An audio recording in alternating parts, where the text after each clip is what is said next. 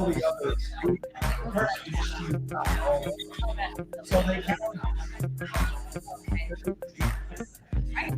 my gosh, yeah. That would have been Yeah. Yes. That would have been worse.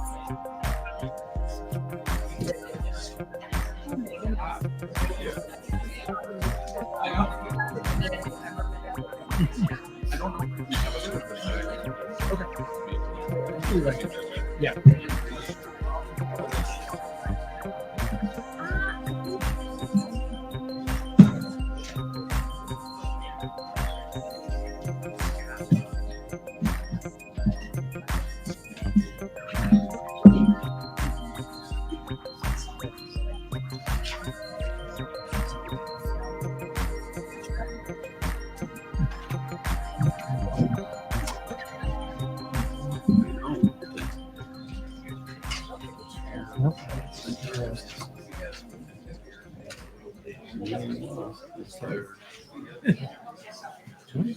My spot.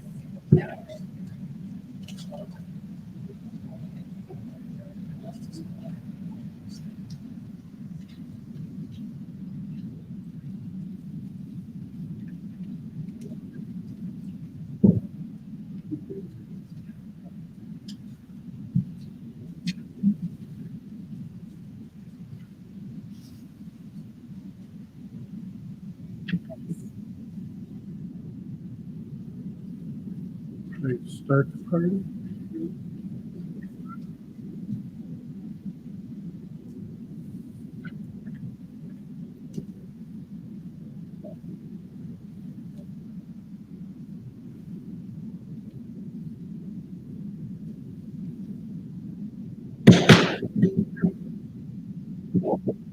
I call the November 14th, 2022 Ludington City Council meeting to order. Welcome and thank you for your attendance. Before we proceed, please check your electronic devices and ensure they're silenced.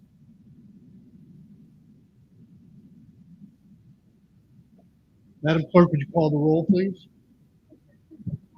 Present. Here. Here.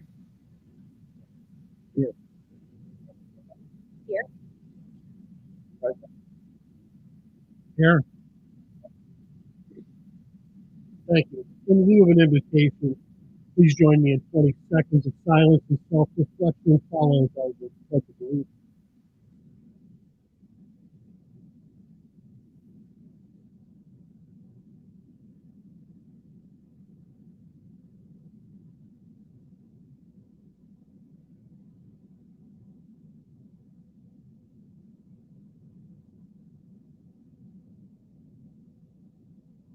Thank you. Thank you.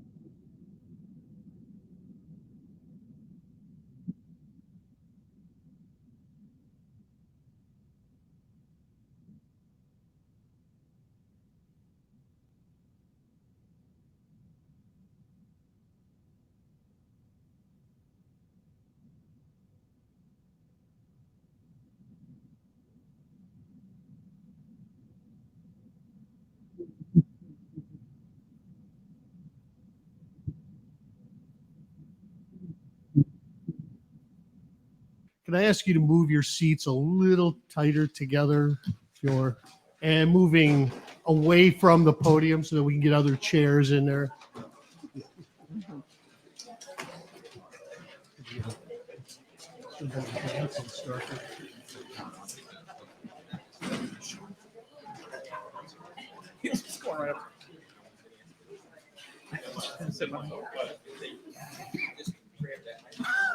Oh, he's ready. Not yet. Good guy. Appreciate that. Assume the position.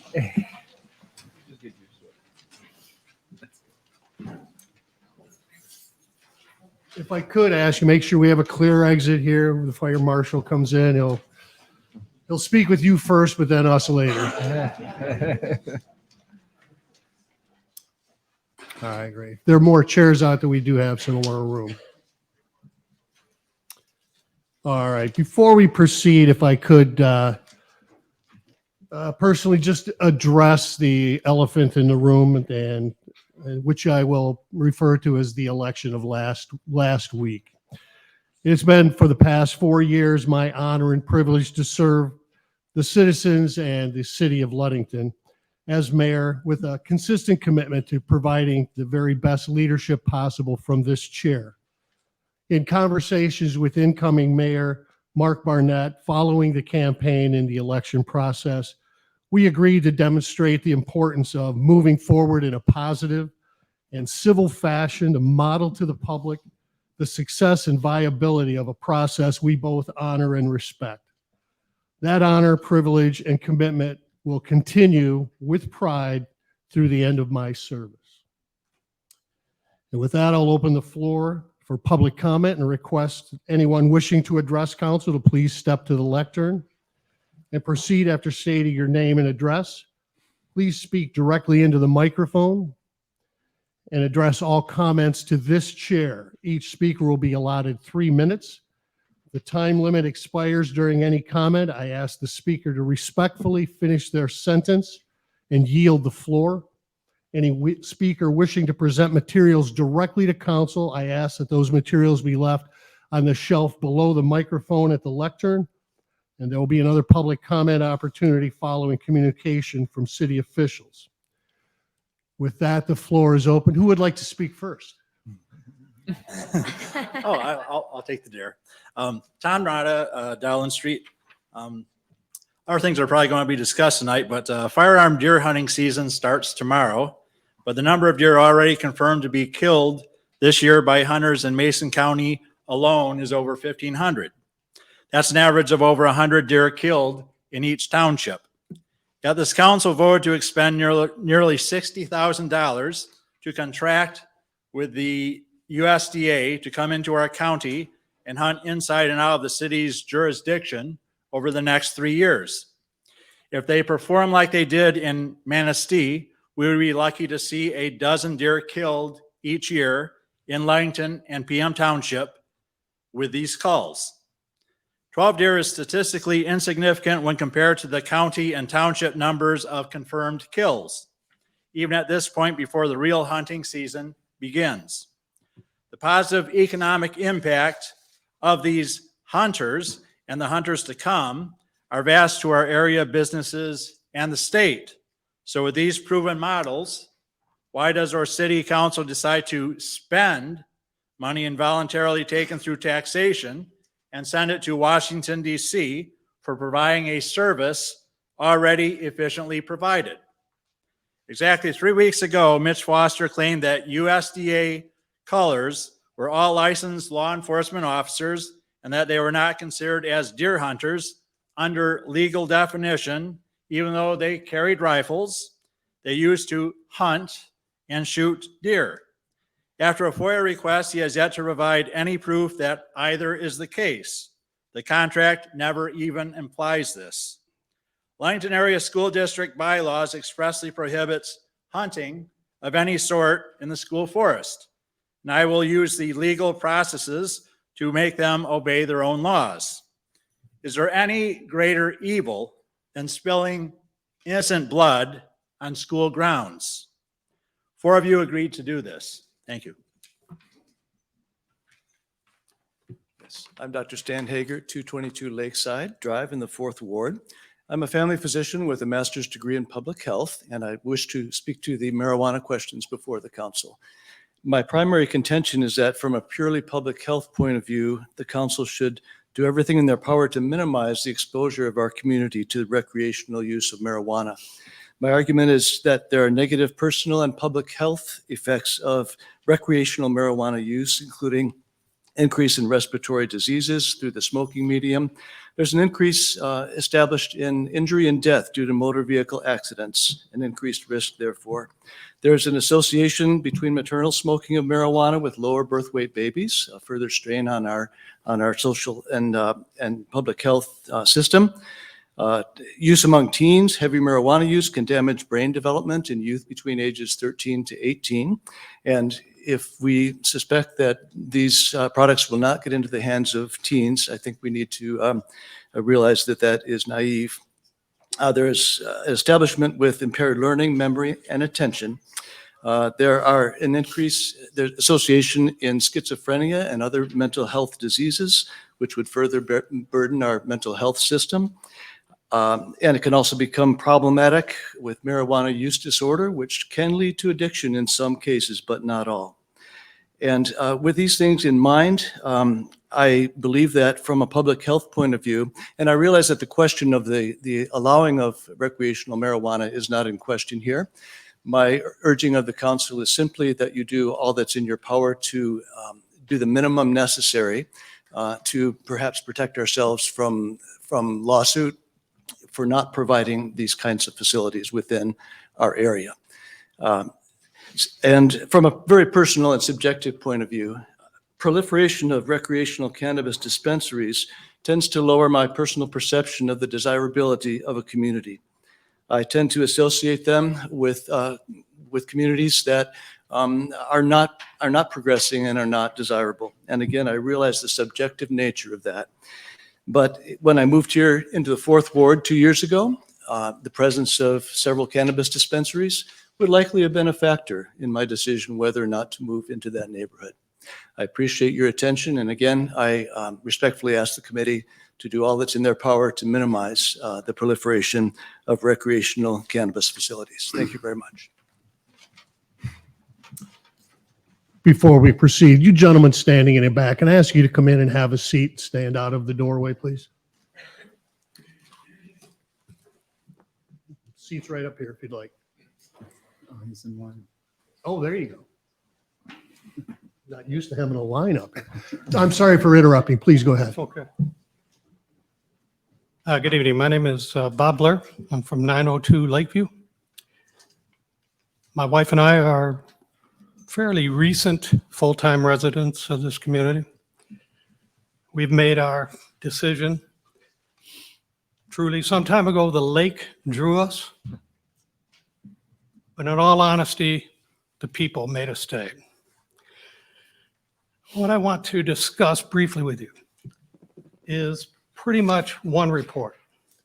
This is in regards to the marijuana issue. The most important report in my hand is from the CDC. Recent research estimates that approximately 3 in 10 users of marijuana will become addicted. Understanding addiction, that starts as we drill down right into the household. It's what comes from the living rooms and kitchens in every single residence that deals with this massive problem in this country. Marijuana, as the good doctor mentioned, according to the CDC, affects the brain, that is the parts of the brain responsible for memory, agility, and attention and learning. That's the most important part. I have several, these reports are widely available online. U of M states the exact same thing. Michigan State University, they came out with a report recently that reinforced what the state police are seeing, the increase across the state of death and accidents because of drugged driving. We have the statistics. Anything we do here is not going to be unintended consequences. We know this. We know this clearly. This community has a choice. This is not mandated by anybody on whether or not we join all the others in the state that have gone this route. I urge this community to understand that a business, their whole business model is to increase sales. Any business. That will come at the expense of the people that don't understand they can become addicted. People that don't understand their holidays are going to change. Their home life is going to change. It tears apart families. It creates depression. It creates isolation, homelessness, and job loss. Please consider all of these carefully if we want that in this community any more than we already have. Thank you. Good evening. I'm Keith Zielinski. I reside in Manistee, 126 Franklin, and I'm here to talk in favor of the retail cannabis. I've been in the industry now for about 8 years, and I went through this process in Manistee. There's many concerns, but none of those concerns have come to fruition. And I think that safe access is the way to go because right now, I would say about over half of the people that we sell to on a daily basis are from your city. They're making the trip to Manistee to get that access and come back here. And sorry. And then another thing I'd like to point out, 231 Authentic is the only unionized cannabis company in the state of Michigan. Highly involved in the community, weekly trash pickups, donate time into the community however we can. And just last year, Manistee, they made just north of $280,000 in tax revenue for 5 sites. I mean, and that's a smaller scale than Ludington. So, I mean, there's that, and I'm sure the community could do a lot with that extra money. Of course, it's on everybody to be responsible about how you use alcohol, marijuana, but yeah, so just want to put that out there. Thank you.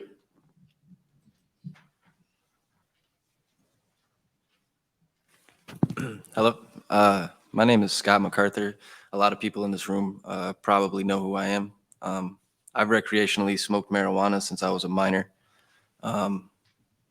It has its good qualities. It does have its bad. The gentleman who just spoke before me indicated that Manistee has profited, and most of the money does come from Ludington. It also comes from neighboring communities, and he's not wrong that if we do establish things here, I think that Ludington has the ability to better monitor or better control the environment from outside of the recreational centers in which we'll get the marijuana from. I do believe that there are some things that need to be addressed in regards to the federal legalities of the marijuana, because there are veterans in our city, if they are to enter a dispensary that is illegal federally. They are not to purchase or have marijuana. So if we recreationally legalize it, and some of our veterans that are coming home, or some of the ones that are already here, start entering or going into pot shops, they are potentially legally liable. I know our community strongly supports our veterans, and honestly, the only thing I wanted to come to say today was that if Ludington makes the choice to legalize marijuana, it almost confounds me to the point where I wouldn't understand where I have come from if my entire city decided to wake up one day and legalize something that from when I was a kid, they said, was not something we should have. I agree what the city's done in regards to banning cigarettes, limiting the amount of alcohol that we can consume, allowing things like James Street to open up to the public and have a private sector in space. I think that if Ludington were to accept and indulge in the income that can come from marijuana, I think additionally they need to build something in regards to a safe place for people to use it. Some of the other individuals indicated, and they're not wrong, there's no way to stop the trafficking or the moving of marijuana once it leaves the recreational facilities or once it leaves the stores.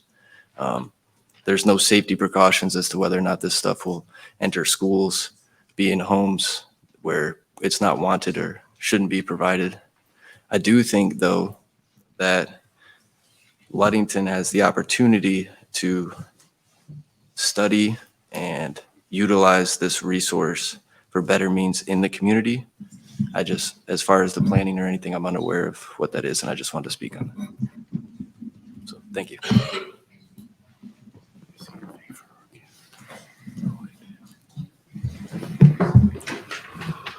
Good evening. My name is Jeff Bilefus, 626 North Lakeshore Drive.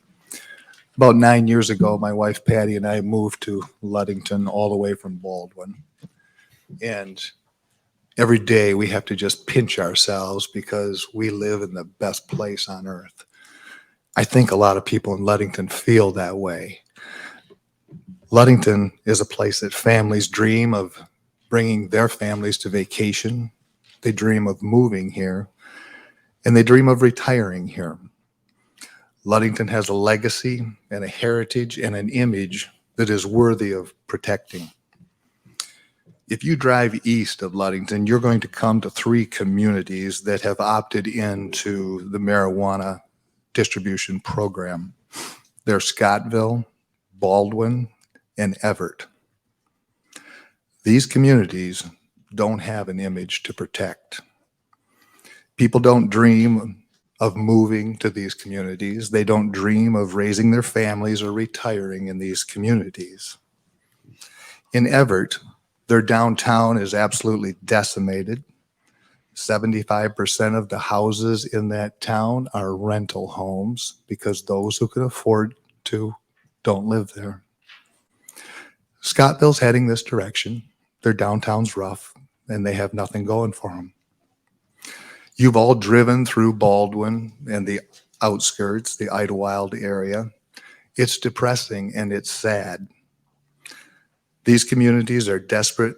They have few options, and they are nothing like Ludington. There is nothing that these communities have that the members of Ludington should desire, and there is nothing that these communities are that Ludington should wish to become. Now consider a few communities along the lake shore that are a lot more like Ludington. You have Pentwater, you have Frankfort, you have Petoskey. Recently, voters in each of these communities said no to marijuana establishments being in their towns. It's reasonable to think that the majority of Ludington residents, like those in Pentwater, Frankfort, and Petoskey, would feel the same way. This year, Ludington was blessed to have 2 very fine, qualified individuals running for the position of mayor. Both men proved to be very knowledgeable, well-spoken, and have a good grasp of the needs of our community. And yet the result was not a narrow victory. It was fairly significant. But the only issue that people could point to that one candidate said, yes, I'm for, and the other said, no, I'm not, was this issue. It's very reasonable to think that these election results could serve this council as a barometer of how the majority of residents feel concerning this issue. I'm asking that you please vote no to allowing retail establishments of marijuana within the city of Ludington. Thank you. And thank you for all you do.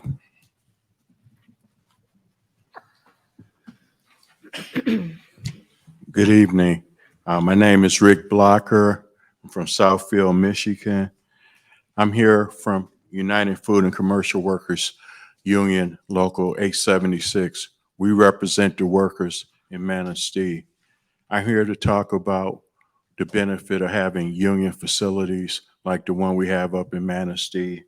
I'm here to talk about the good jobs, the matching 401k, the seniority provisions, collective bargaining, and also what a lot of people don't realize when you have a union facility is that you have a guarantee that is all of the air quality, the workers are going to have safe working conditions. And I think it's really important for, I heard some of the comments made today, and people have a right to their opinions about the communities. But I come from an area, Royal Oak, Michigan. I'm sure a lot of people have heard of it. It has a community that's similar to this, maybe not on the water, but they have had recreational marijuana. They haven't had an increase in crime. The revenue has been substantial, as it was pointed out earlier. I mean, right now, I got the benefits of some of the medical derivatives. I use it on my knee for pain and other things. This is something that is coming. I really respect this area and what you are facing. I know a lot of your revenue is going into other areas, and I respectfully ask that you take a look at this recreational marijuana, look at the fact that you could bring good jobs, help your economy, and help the citizens within this area as we go forward. Thank you for your time and attention.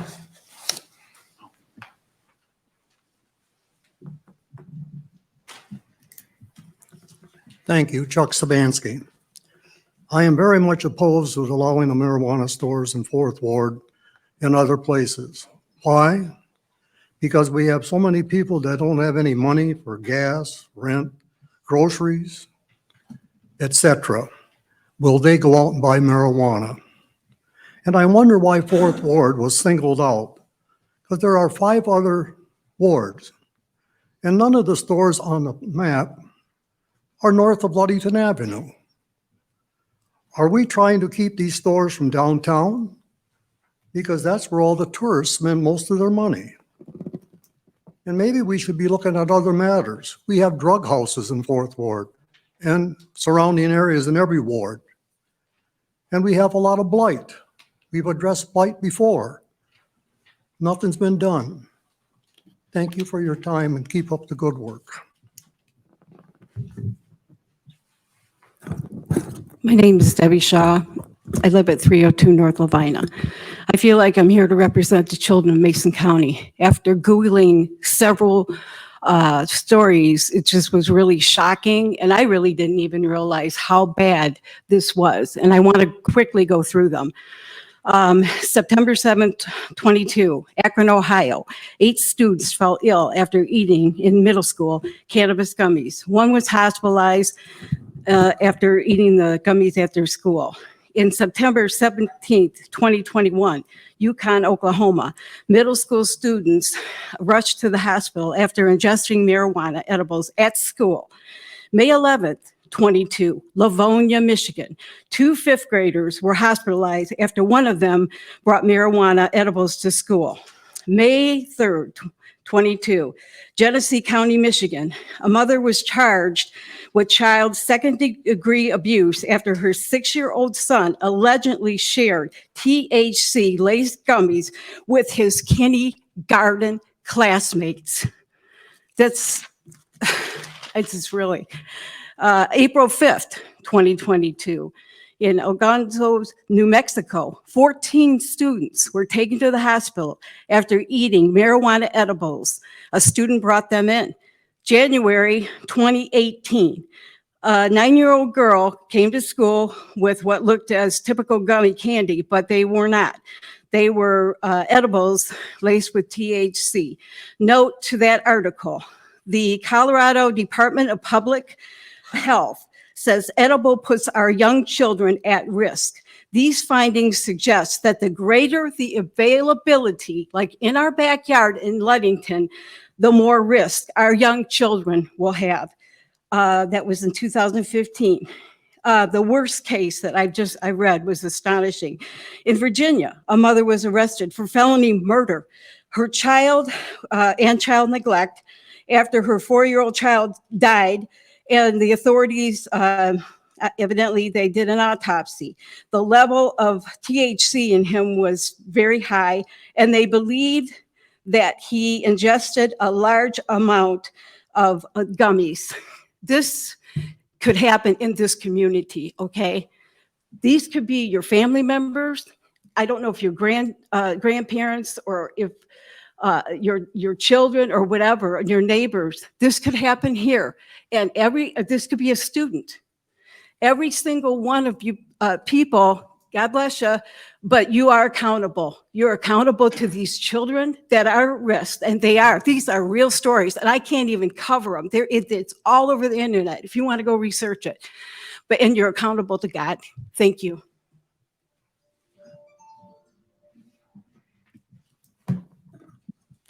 Hello, my name is John Kreinbrink. I live at 1037 North Ferry Street in Ludington. I think it's a mistake to allow recreational marijuana sales in Ludington. My opinion is a result of experiences with behaviors of college roommates, homeless shelter guests, and acquaintances. One college roommate came to the university that I attended from the United States Naval Academy. He could not have been a slouch to get into the Naval Academy because it takes a congressional nomination to get there. He was enrolled in industrial engineering at first, but then pot smoking sapped his initiative, and he settled for taking photography classes. More recently, when I served as a team leader at the homeless shelter here in Ludington, I saw people whose drive to be productive and have a place to live was whittled away by marijuana and other drugs. Several of them had been trapped in this situation for years. Some acquaintances of mine regularly use marijuana gummies, often with alcohol. If doubly impaired people are driving around town, they are more likely to run into or run over people. One law enforcement officer told me that some of the people impaired by these depressant drugs often use methamphetamine to pull themselves out of their stupor. So with that situation, the city will have unpredictable double and triple impaired people wandering around or driving around town. Thank you. Where should I have copies of this? If you would, thank you. Okay, thank you very much.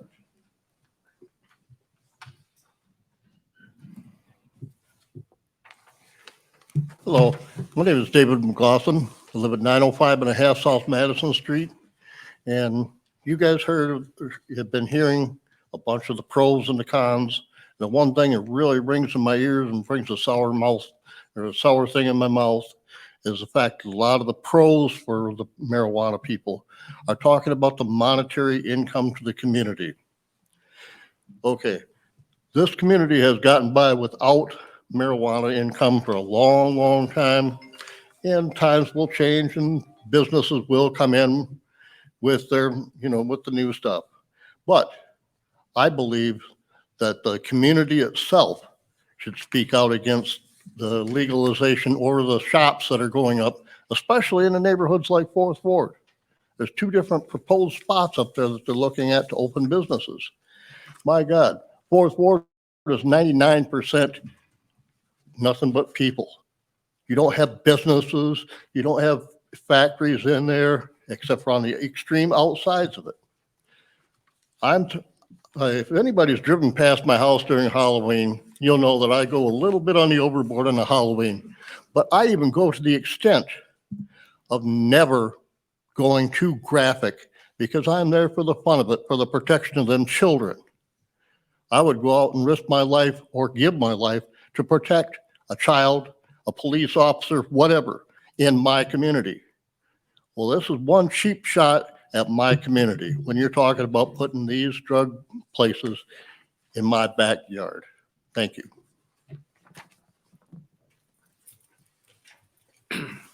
Mike Shaw, 302 North Lavina. First of all, thank you for Councilor Bolger and Kane for calling me back when I called you. Thank you for the time. And thank you for Councilor Winchesky and for Councilor May also for talking to me as well. So I appreciate that very much. I did get a chance to read the ordinance. Looks like a lot of thought and a lot of work went into it. So that I can appreciate. But I noticed some things under the police powers, under odor and emissions. There's a statement here that says, shall be measured against objective standards of a reasonable person of normal sensibility. My question is, what's normal and what's sensible? Who can tell? I think a better statement would be, shall be determined by a qualified medical professional diagnosis. I think you open yourself up as a city by putting that ambiguous language in there. It's kind of hard to defend that, to be quite honest with you.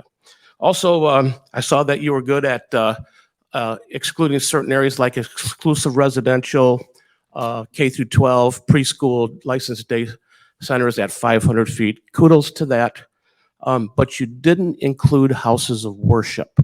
And why do I care about houses of worship? Houses of worship have substance abuse programs, Al-Anon, AA, and self-help groups. Why put a stumbling block in people's way that are trying to get help and recovery from the various addictions? I think you need to consider that when you do this ordinance. It still needs to be some things. And speaking of 500 feet, why not 1,000 feet? It was discussed at the last planning commission that reasonably the city could only support 4 to 5 of these operations. As it is right now, the way you got 500 feet, up to 8 or 9 companies could come in. So why not go to 1,000 feet? I mean, what's wrong with that? And then also the places that you put it. There's one by Copian Park where the kids got the splash pad. You know, is that something we really want to do? I mean, really, that might be something to look at. And then finally, I noticed that a lot on the city council and the planning commission keep citing a statistic that says, you know, the people of this area voted for marijuana. Granted, they did. But not one person, not one citizen in this city has had the chance to vote to allow marijuana shops in this area. I think you should be able to put this to a vote. I think it should be a ballot initiative. Let the citizens pay for it, put it out, take that policy that you got, that draft, tuck it away somewhere. You guys put a lot of thought into it. I'll give you that. Well written. Okay? But let's put that aside and give us a chance to put this to a vote. Thank you.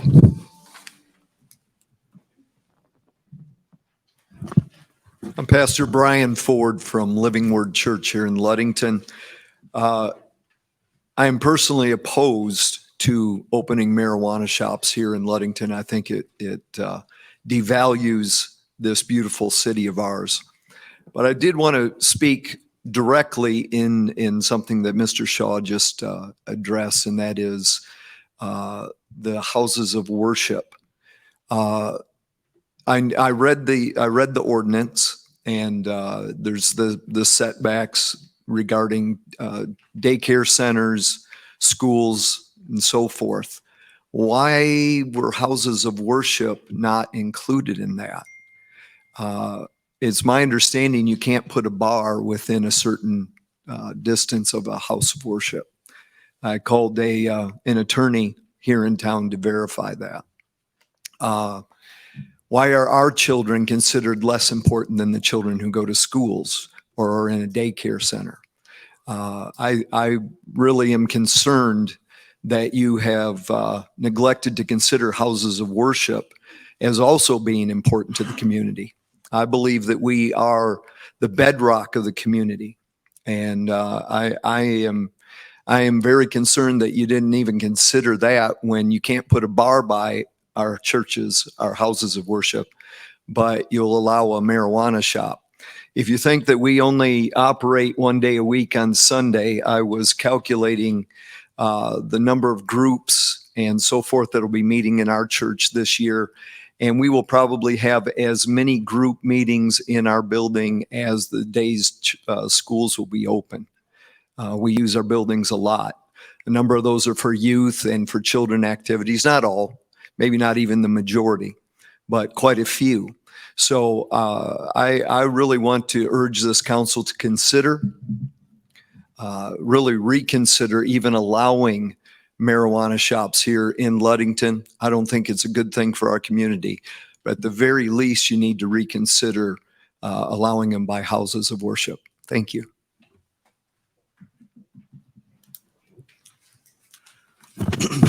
Jeff Risley. I have a property at 307 South James. I've got apartments upstairs and commercial space on the main floor.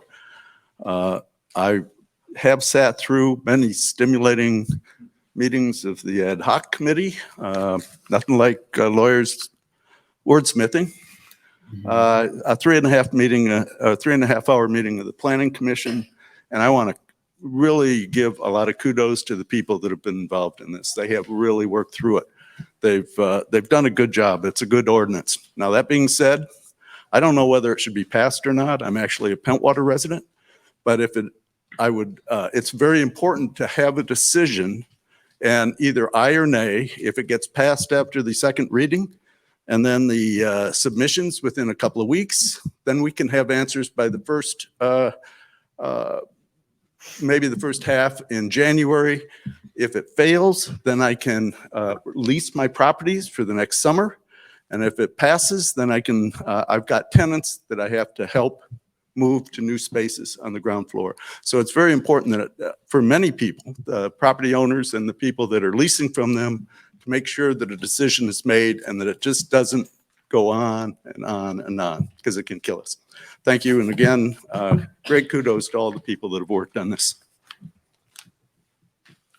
Hi, my name's Jim Dennis. I just heard about this probably a couple hours ago.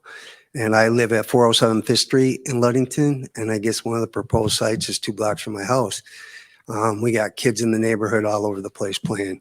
I work as a behavioral specialist, and I think it's just drastic, the effects of marijuana that has on young people. And when I hear the people from Manistee come up here from the businesses that are up there and say, yeah, they're all coming from Ludington up there to use it. Well, if they had that business model and they were up there in Manistee making that money, they wouldn't put one here if they didn't think they were going to increase sales by quite a bit to pay for that. I mean, that's just an obvious fact that you got to know. When I sit there, though, and I think about what the proposed site is, and it's not all Ludington and commercial sites with the stipulations of even houses of worship, when you are doing it, it's dishonest. It's just, I feel discriminated against that it's just Fourth Ward. Why can it be that? And that's where I think that there's possibility of a class action lawsuit later on, because that is not right, where you're going to sit there and say that that you got a reason to not put it in one area. So you got reasons to do that, and you're going to put it in our area without that. And that's just completely wrong.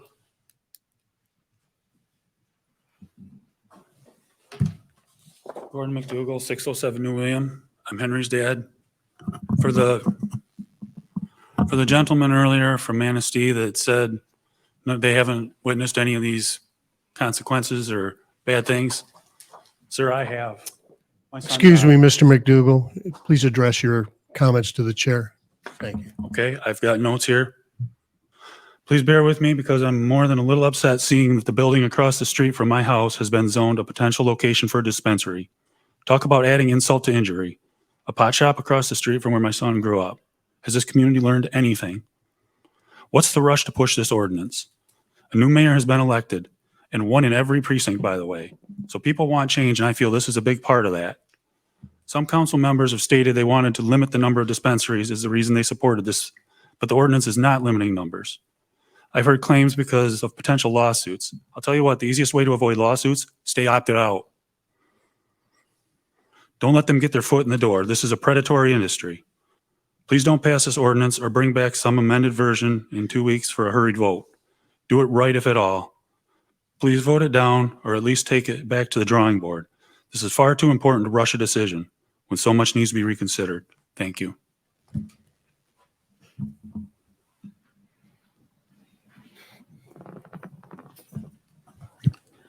Lila McClelland, 309 North Harrison. This is addressed to the council members, city manager, city clerk, and mayor. The use of marijuana is not a moral issue with me. Everyone has the right to make their own choices. However, I still urge you council members to vote no to allowing the establishment of retail, growing, and processing operations within the city of Ludington. The current proposed ordinance would allow up to 8 such entities within our 3.5 square mile city limits. There is no logical reason to allow and encourage this. Both Scottville and Manistee cities have already done so and are easily reached by those residents who want to reach them. One argument being promoted is the money from fees from these establishments. Based on Manistee figures, the maximum fee potential is only 3% or less of our entire city budget. Another is the increase in tourism. We're already a very popular tourist destination. Who needs to travel to Ludington for the marijuana? This is ludicrous. You council members are responsible for and have been entrusted with providing safety, leadership, growth, and integrity of our city. Again, I urge you to vote no on this issue. At the very least, you should be listening to the consensus and wishes of your constituents and send this ordinance back for reasonable revision. One example, 1,000 feet away from schools, daycares, etc., instead of 500 feet. This revision alone would reduce the number of allowable establishments from 8 to 3. Please do your own research. Do your own studies, investigations, and vote with the courage of your own convictions. Thank you.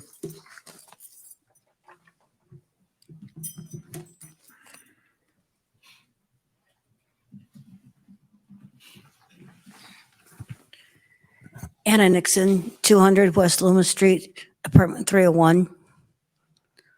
I'm against this proposal of allowing legalized marijuana shops in the town. For one thing, it'll gain access, more people access to bring it into their properties. I, for one, live in an apartment complex. People bringing the marijuana into the apartments, when they open it up, even if they're not smoking it, the oils get into the ventilation system and then stinks up other people's apartments. Also, a few years ago, I was living down south with another gal who had a special needs son. And every once in a while, he would get a hold of a neighbor that had marijuana. And instead of calming him down, it made him combative. So then you have the risk of more law enforcement calls to control these problems. Thank you.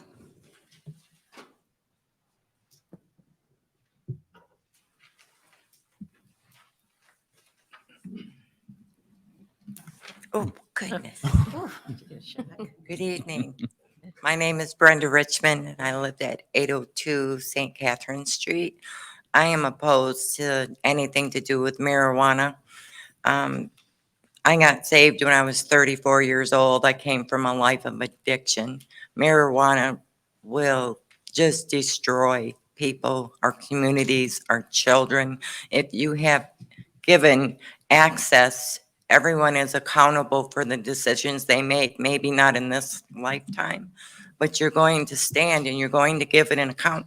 And I don't mean this in a angry way. It's just the way it is.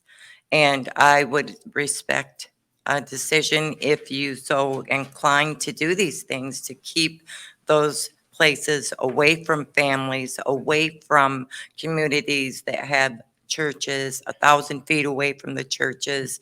I would like to see it done away with altogether. You have no idea what you're doing if you approve these things. There's going to be so much destruction that comes into this community. The devil is already killing so many of our children with addiction. Why would we hand them more? Thank you.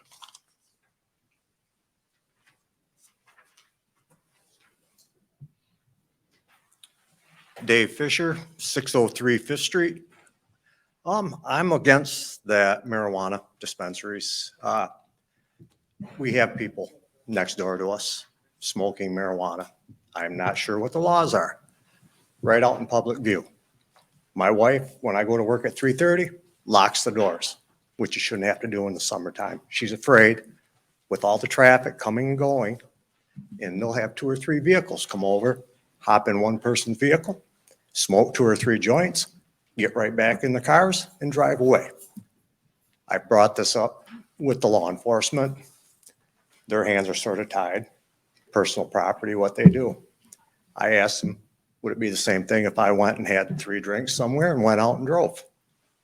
Would I be arrested for drunk driving? Each individual's metabolism takes it in a little differently. It's in the neighborhoods right now. Why compound it by putting dispensaries, making it more and more readily available? People are going to be afraid getting broke into. We shouldn't have to live like that with our houses locked up. Can't enjoy our own little area, this town. Thank you.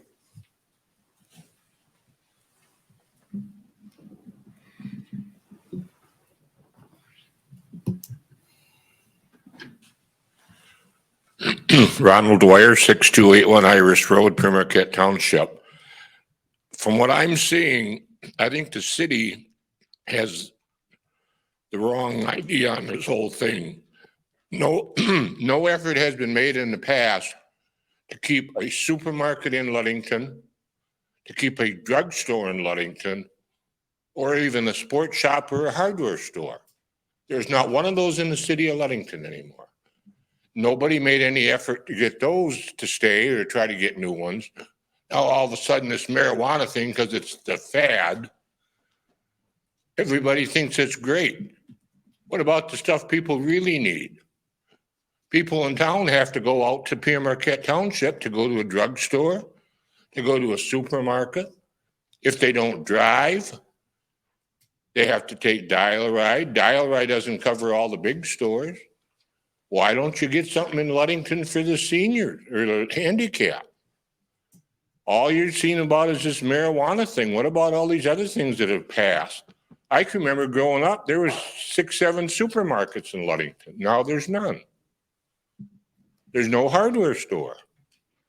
Because Ace Hardware is in the townships, not in the city. The drugstores are not in the city. They're all out in the township. Maybe Rite Aid is right on the border. But no effort was made.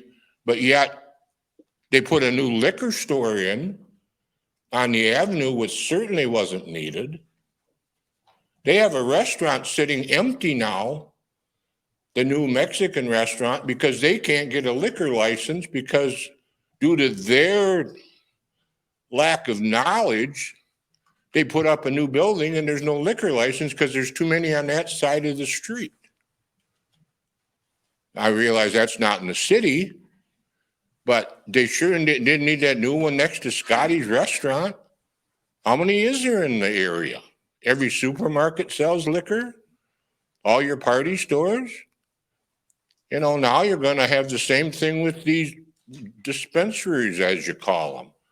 People can wander down the street, they can buy liquor, they can buy drugs, and man, they're all set for the day. Thank you.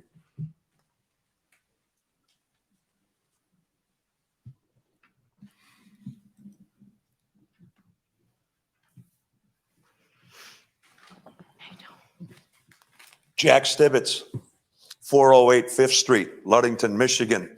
I'm proud of where I live in the 4th Ward. I live on the block that is, I will put it up against any block in the city of Ludington. We have community yard sales. We get together on almost every summer occasion, Christmas, Thanksgiving, as families. I do not want a dispensary on our street. They're not downtown. Why not? We're so proud of having marijuana in our cities. Put them right downtown where every tourist can come in and make the decision whether or not they want to come to a town with marijuana distributors. I went kind of last here for a reason. I listened to everybody else. The only 2 people that really were for it don't even live here. One wants to be the distributor and one's the other union representative. Another person that talked He wants to rent his property to a distributor. Everyone else spoke, was against it, but we still pushed the idea. And I don't understand why. Why do we want to ruin our community? People come here for us, not for marijuana. You can go get marijuana in Manistee. You can go get marijuana in Scottville. You can get it in Baldwin, and you can get it in Everett. You can get it in Muskegon. They can have it. I don't want it with my children that I see every day. On the back way to Muskegon, it says, lock up your marijuana. Is that what we want? Everybody have their own little safe at home to lock up their marijuana? I don't think so. Thank you.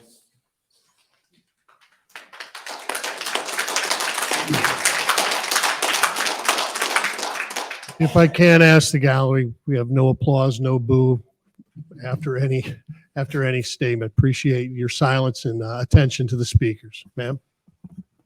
Thank you. 307 North Harrison, Cheryl Fielding. I also waited till late to talk because I wanted to see how many people were going to speak for and against. I also noticed that the only people speaking for are not City of Ludington residents. I'm going to just go over all of my points I made. I'm going to read them because I think they're important. And this comes from all of my time spent at all of the meetings that I've been to since May. Some of these points have even been made already, but I'm going to go ahead and say them anyway because I think they're important. The city man, and I want to say another thing. I'm a nurse. I work at U of M. I've been in town about 6.5 years. I think the paper mentioned that I was a health, like a psych nurse. I'm not. I've been in trauma burn. I've been in the OR. I've been in the cath lab, and I'm currently in structural heart. So if you got aortic valve problem, that's my deal. I work with all 30 hospitals in the state of Michigan. I manage a program all over the state.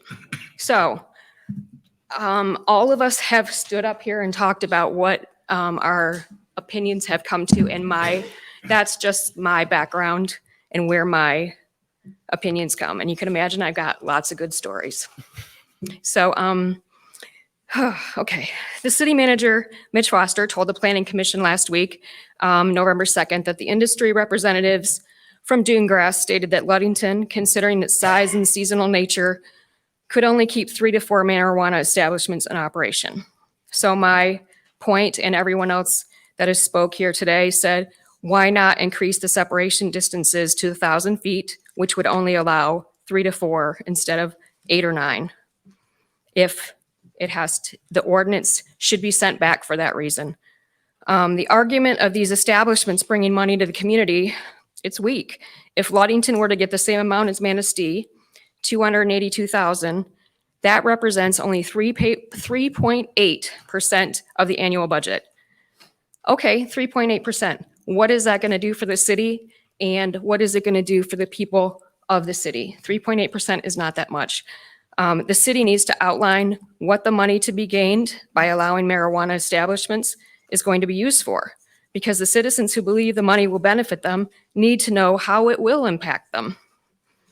In addition, as a representative of the concerned citizens of Ludington, our lawyer has suggested that if the city distributes licenses prior to the petition for referendum and we get the votes to ban marijuana establishments in Ludington, the city could have litigation from industry that would eat into the monetary gains.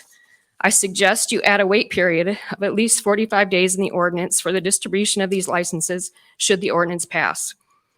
But overwhelmingly, and today has proven it, no one wants to live with marijuana establishments in their backyard. Is that my 3 minutes? Okay. South Rath, 4th Ward, the city voted conservative last week.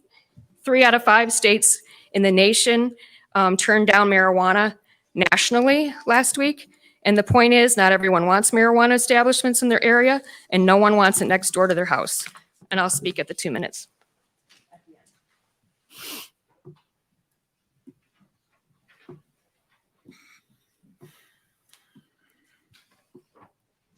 Anyone else wishing to address council?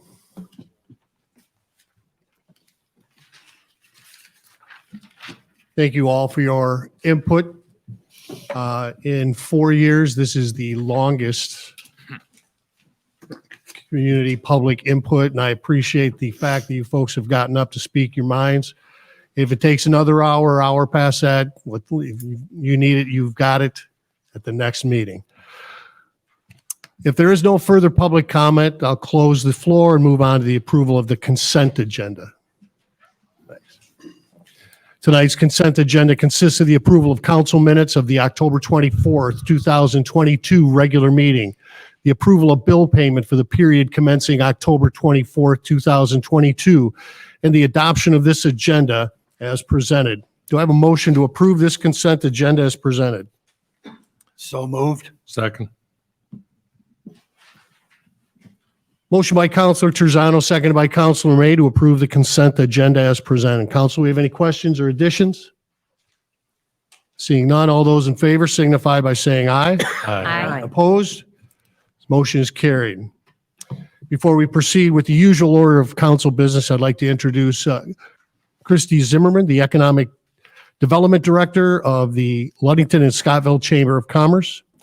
Ms. Zimmerman's focus in this role is on the improvement of the overall economic state of Mason County, providing business support services to prospective and existing companies through business retention, expansion, and attraction.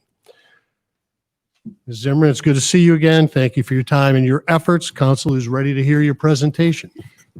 As a former civics teacher, I'm heartened by all the participation here tonight and all at your previous meetings also. Although Jack Stibbets whispered in my ear, you picked the wrong meeting to present at. I'm like, okay, but that's okay. No, it's always very interesting. Thank you for letting me share a little bit with you tonight. I just want to introduce myself, talk a little bit about economic development and what my role is in Mason County right now, what I've been up to here lately. I'm a retired educator, teacher, and principal, and most recently I worked at United Way of Mason County. I was the coach for the Lakeshore Employer Resource Network, where I worked at 12 companies and helped the companies and the employees to be successful. I work now for the Right Place in Grand Rapids, which is an economic development organization, a nonprofit that is concerned with West Michigan development. And I have other partners who work in 6 other counties, from Ionia all the way up to Mason County. And we work together with the Right Place, where I have a team of experts that I can rely on to help me with if I am in need of resources for a company here or in need of some business intelligence, that they can provide that for us. So the chamber, the Ludington and Scottville Chamber of Commerce, has the contract with the Right Place to do economic development. And but so I'm located down at the chamber, but work for the Right Place. When I got into this role, I learned quickly in lots of conversations that I had with people that there are lots of different interpretations or perspectives on what economic development is. I went to a conference that had economic developers from around the world, and even they couldn't all agree on what economic development is. Really, it's kind of everything. But we, at the Right Place, we look at it as 3 categories. It's people, it's place, and it's prosperity. We talk about people, that's really about growing talent locally and attracting talent to the area. Place, it's about infrastructure, all those things that you need to support business, like housing and broadband and those kinds of things. It's also place making, those creating of shared spaces for people to create a sense of community. And in prosperity, it's business retention. We want the companies that are here to want to stay here. It's business expansion for those that can expand, to support that, and also attraction, companies that want to come into Mason County, and if they would be a good fit, to help facilitate that. So what's my role in all of that? My role is really to be a facilitator, a convener, a promoter, a connector. I I go to a lot of meetings and I have a lot of conversations with people. In the first few months, when I started in early May, the first few months had kind of a listening tour around the county with anybody who wanted to speak with me, and just to hear, what are the needs in Mason County and what are the opportunities maybe that we could capitalize on.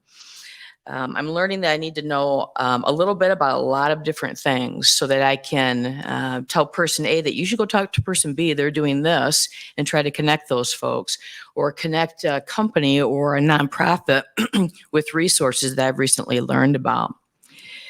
So here's some recent examples of some things that we're working on. We're facilitating a housing study, and you have contributed financially to that, as have some other municipal bodies and some nonprofits, so that we can figure out what, we know we need housing, what types of housing do we need, what should be the priorities, and by doing that study, we can attract more development, we can attract more developers. I'm working with another group of people to look at some other tools for development in terms of, or for example, land banks, perhaps, and land trusts. So what, would that be a good fit for Mason County? We're looking at that. Recently organized some student tours of local manufacturers, and I'm working with some stakeholders on ways that we can grow talent locally, and connect kids with the available job opportunities that are here. I've spent a lot of time in the last several months visiting local companies and doing business retention visits, and with companies that want to expand and bringing them resources. Working with the Michigan Economic Development Corporation, Michigan Works, the Michigan Manufacturing Technology Center, and others to help our businesses. I'm working with a company right now who's interested in moving to Mason County from another state. And, when we have opportunities like that, if it would be a good fit for us, if it's going to bring, well-paying jobs, we want to incentivize that if we can. And so we're in the midst of trying to facilitate that move. I can't single-handedly improve the economy here. That would be impossible, but I can provide support to people around the community who can do that. And that's really kind of my role, is to be in a lot of places, learn a lot of different things, and try to bring resources where people need them.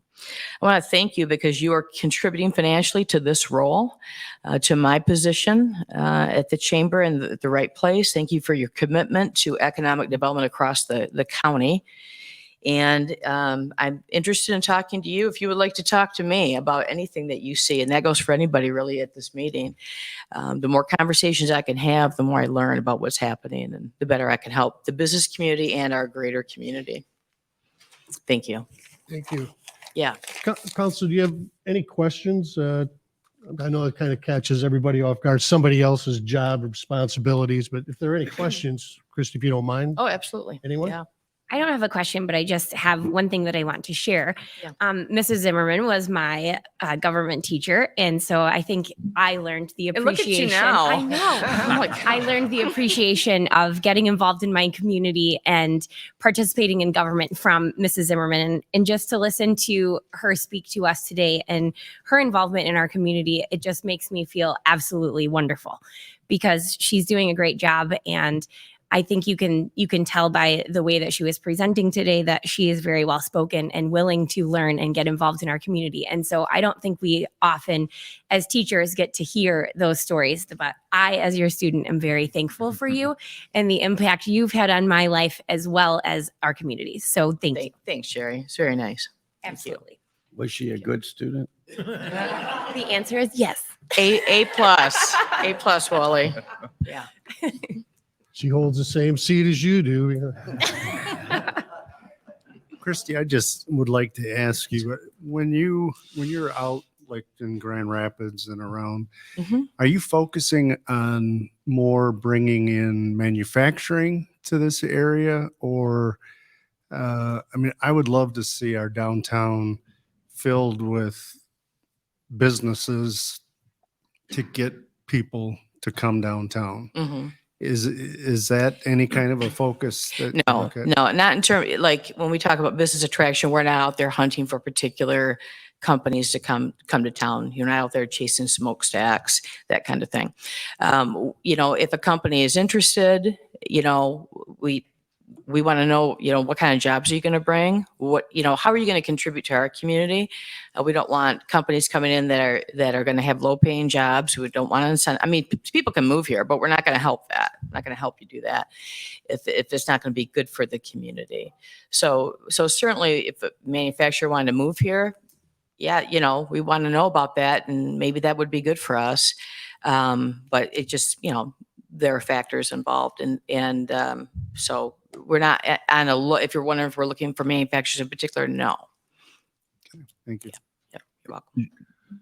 If I may, as someone who's been advocating to do a housing needs assessment for some time, when we originally started talking about it within the city of Ludington, I deeply appreciate that when you came on board that you advanced this thing beyond what at least I was even thinking about in terms of that, whereby it's just not going to be for the city, but it's going to be countywide, and your ability to go out and get additional resources to make that assessment a reality is deeply appreciated. So thank you. Thank you very much. Appreciate that. Thank you. Thanks, Steve. Next up, we have committee and staff reports. We'll hear first from the Finance and Personnel Committee. Councilor Johnson. Thank you, Your Honor. We have no report this evening. We have one action item. We need to approve the change order from Tridon Construction for Harborview Marina. It's for completing some work, a quantity adjustment for 4-inch pavement installed, and then also for a new Johnny pump at the gas docks down there for pumping sewage from boats. And the total change order for that is $249.10. And so I will make a motion to approve the change order. I'll support. second. Oops. Go ahead. Either one of us. is fine. Motion by Councilor Johnson, seconded by Councilor Stibbits to approve the change order request number 2 sought by project contractor Tridon Construction Company of Traverse City for the improvement of the city's Harborview Marina as presented. Council, we have any questions or concerns? All those in favor signify by saying aye. Aye. Opposed? Motion's carried. And that's all I have for tonight, Your Honor. Thank you. Moving on to Public Safety, Public Utilities, Councilor May. Thank you, Your Honor. I've got one thing to report tonight. We've moved our next Public Safety, Public Utility Committee meeting to the Thursday, December 1st, which will then take us through the holidays into the new year. That's our next meeting and our last meeting of this year. We've got 4 action items tonight. We're seeking 4 approvals for different topics. First one, seek approval for a proposal for professional services from Fishbeck Incorporated regarding laser scanning and 3D modeling of our water treatment facility. To explain it to the audience, I'll just read from a memo from Water Treatment Plant Superintendent Hockmeyer to Mr. Foster. The water plant staff have observed a steadily worsening water surge-hammer situation when operating dedicated backup high service pumps number 5 and 6 located in the old water plant facility, which was built around 1939. These observed water surge hammer situations have the potential to cause serious damage to the distribution system and can lead to water main breaks. Staff have worked with pump and valve manufacturer representatives of the existing equipment to reduce or eliminate this potentially destructive situation over the last year and a half. However, insufficient progress has been made. In addition, due to the age of the facility and numerous modifications performed over the years, we currently do not have accurate blueprints or as-built available to review. In order to move forward with analyzing the water surge-hammer issue, creating a current model of the facility is the next step towards resolution and any other further problem solving. We reached out to Fishbeck this year for a proposal to perform a laser scan and create a 3D model of this facility. So I make a motion here to approve a proposal from Fishbeck to conduct that project. Support. Motion by Counselor May, seconded by Counselor Johnson to approve a proposal for professional services with Fishbeck for laser scanning and 3D modeling of the old water plant facility as presented. Council, do we have any questions? What's the price tag on this? I believe it's $11,000.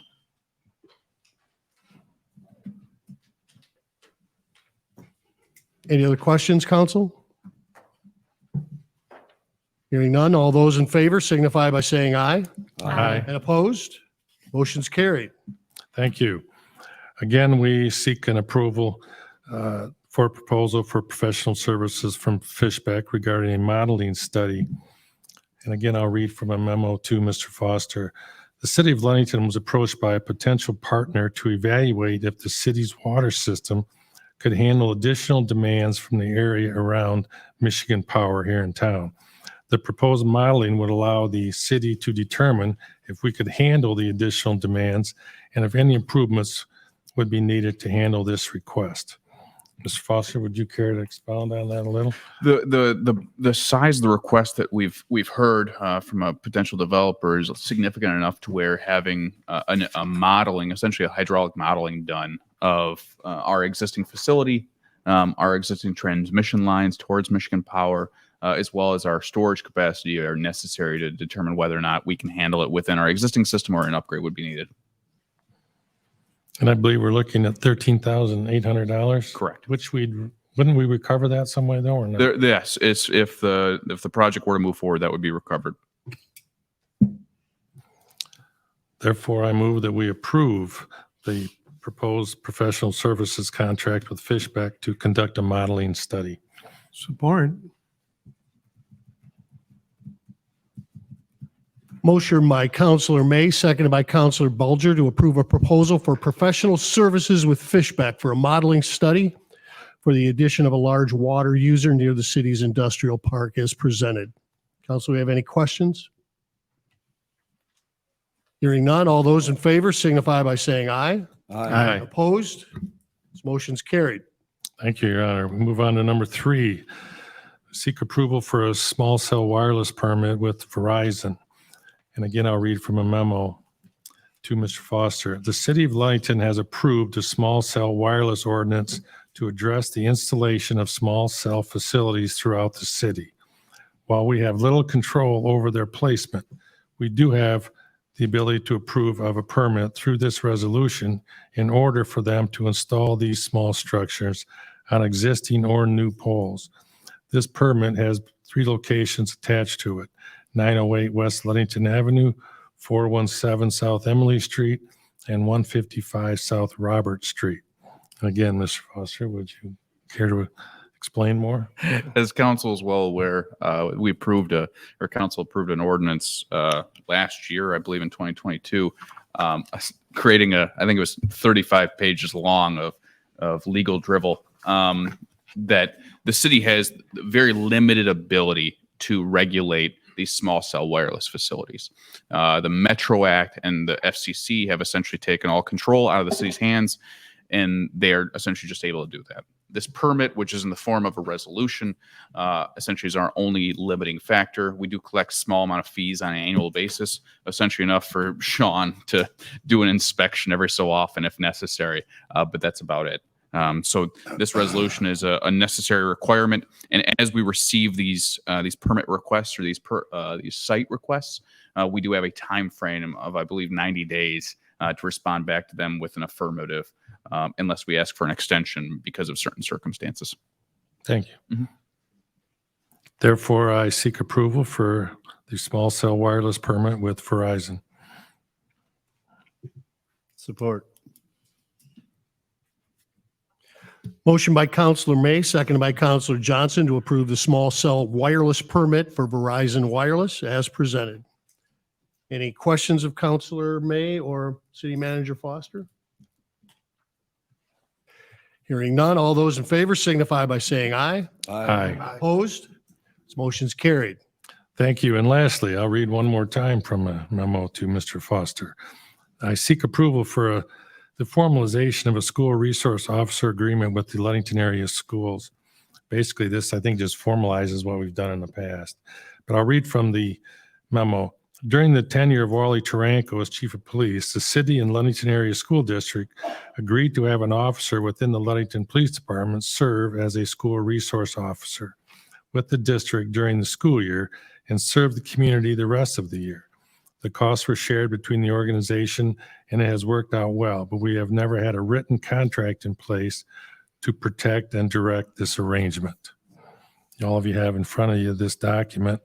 So I now seek approval to formalize an agreement with Ludington Area School District to detail a school resource officer from Ludington PD. I'll support the motion. Motion by Counselor May, seconded by Counselor Stibbits to approve the school resource officer agreement between the City of Ludington and the Ludington Area School District as presented. Council, do we have any questions or concerns? I have a question on the cost sharing. Yes, sir. Is the total funds we're getting from the school district, the 76,201? Minus Minus the minus the 6,000, correct. So it also says that the city shall pay the balance of the costs associated with the school resource officer, including equipment, vehicle, uniform, training, and other expenses. Correct. Why aren't the other jurisdictions that participate in the school district making a contribution towards that? Why is Ludington solely paying for those things? I cannot answer how or why the original arrangement was set up. The goal of this was essentially to put that in formal writing. But because this is a city officer and because 9 months of the year he's with the school district and the other 3 months he's with us, the value for us is significantly higher than the other jurisdictions. Similar to, I believe, the SRO for the elementary school that is with the county sheriff's department, I believe is a shared arrangement with the county sheriff's department, PM Township, and LASD, because those are the entities that would benefit from that employee. Thank you. If I may ask for a friendly amendment from a counselor to be included, one item that was left blank, and that is my apologies, is the length of the term. So if you go to purpose and intent, which is item 1, at the bottom of page 1, top of page 2, my recommendation to council would be for a 1-year term because it has automatic renewing 1-year terms subsequently. So it's essentially a year-to-year contract that just renews every year automatically. And it's the easiest way to do it. I'll make that amendment. I'll support that.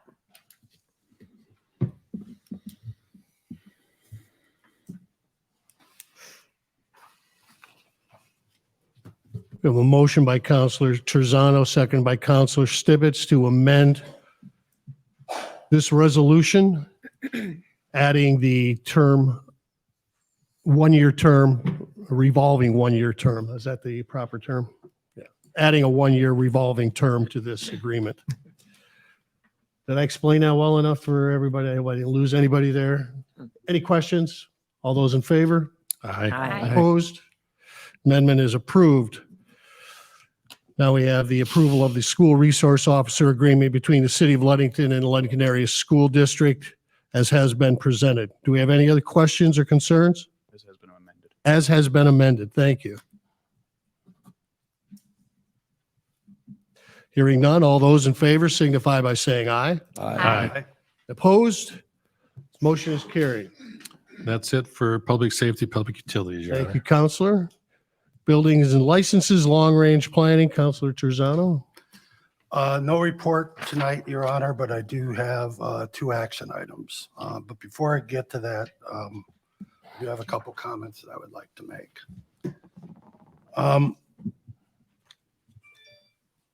Normally, I do not respond to public comment, but something was put out there, and to be honest with you, I feel the need to do this. And I certainly, or I should say, the mayor certainly doesn't need me to defend him. But I defy anyone to try to find in the public record anywhere where Mayor Miller said that he supports marijuana in the city. what the mayor did and the history of this initiative is what mayors are supposed to do. In 2018, in November 2018, when the state of Michigan voted to allow recreational marijuana, every jurisdiction was faced with making a decision. Mayor Miller, as the leader of the city, thought that it was best to try to provide the then council with information to do so. So he proposed to do an ad hoc committee to provide the council information about the industry and everything else. And the council voted unanimously in February of 2019 to form that ad hoc committee. The ad hoc committee met on a number of for a number of months. Several council members were on that committee. I was on that committee as a representative of the Planning Commission. Councilor Winchesky was on that committee, and then Councilor Dave Burgett was on that committee. In September of 2019, the council unanimously accepted the ad hoc committee's report, and that ad hoc committee dissolved. In October of 2019, the council discussed whether or not that they would opt in. And if you go back and take a look at the minutes of that meeting, the vote was 6-1 to continue to opt out of it. But the council members also talked about that we didn't have enough information. Almost every counselor talked about that we needed more information to do this, and we wanted to take a wait and see attitude. And council wanted to wait and see for a couple of years to see what would happen. It didn't get brought back up in 2021 because of the pandemic, and trying to have a discussion like around marijuana during Zoom meetings and things like that wouldn't have been feasible. But it did come up again this year, and the mayor brought it back up because citizens had asked him to bring it up. Council had expressed an interest before in taking a look at this again, and that's what a mayor does. A mayor brings issues before the council, whether the mayor agrees with them or not, to do the council's business. So again, Mayor Miller has never publicly stated whether or not he has been for or against this. And I can say since I've been on the council since 2020, the mayor has never lobbied me on any issue that has come before the council, because that's not the mayor's job. The mayor's job is to make sure that council has the information that they need to move forward with. And that's what the mayor has done. And so if the mayor lost the election doing his job, then that says something. With that said, I would like to thank the members of the ad hoc committee. The ad hoc committee was made up of 2 planning commission members, Commissioner Jeff Balfus and Commissioner Corey Rickett, and 3 council members, Councilor Bolger, Councilor May, and myself. That committee there were people that were in favor of moving forward, and there were people on that committee that were against. But what was amazing about the committee was we set aside our own views on this to meet the charge, and the charge was to develop the best ordinance that we could come up with and then present it to council for decision. And I think that that's what we've done. If anybody who attended those meetings would know, as was mentioned, they went on for hours and sitting there talking line by line over ordinances and talking about words and stuff like that. I'm very proud of the work that the committee has done, because I think it's put forth pretty decent ordinances. They are always subject to change. And I'd also like to thank City Manager Foster, Attorney Ross Hammersley, Assistant City Manager Jackie Steckel, Heather Tykowski, Community Development Director, and Sean Reed, our Building Inspector, because without the support of the city staff, and their guidance and leadership, we wouldn't have been able to accomplish what we were able to accomplish. And with that said, I'd like to make a first presentation of the police power ordinance number 495-22, as well as first presentation of the zoning ordinance number 496-22. Before you start, I'm going to ask City Manager Foster to take the lectern and questions and concerns, any Q&A that comes up. Yeah. Council- If I just may, Sure. it's my understanding that we're not going to be dealing with any amendments tonight, or we would prefer not to deal with amendments tonight. City Manager Foster and City Attorney Hammersley are here to answer any questions that people have. I mean, any of the councilors may have regarding the ordinances. When it comes up again in 2 weeks, I know that there are councilors that want to introduce amendments, and we'll have the language for any amendments that the councilors want to have, instead of sitting here rewriting these things as we have in the past. But we'll try to take that stuff up then. So, City Manager Foster. Could I ask, why is that? Why not do it now and then have the finished product in 2 weeks instead of doing it then?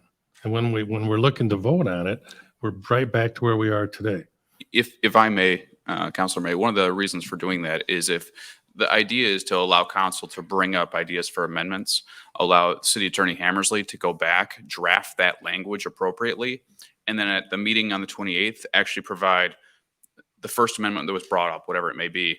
Here's amendment 1 or proposed amendment 1. Here's the language where it needs to be changed in the ordinances, all of those things. It's significantly easier to do that all in one fell swoop and have those amendments in front of you so they can be considered individually at the time that you're voting on the actual item versus change them now and then try to do it all before the next meeting. It's an easier process essentially to be able to get it in front of you with here's what existing is and here's what the proposed is.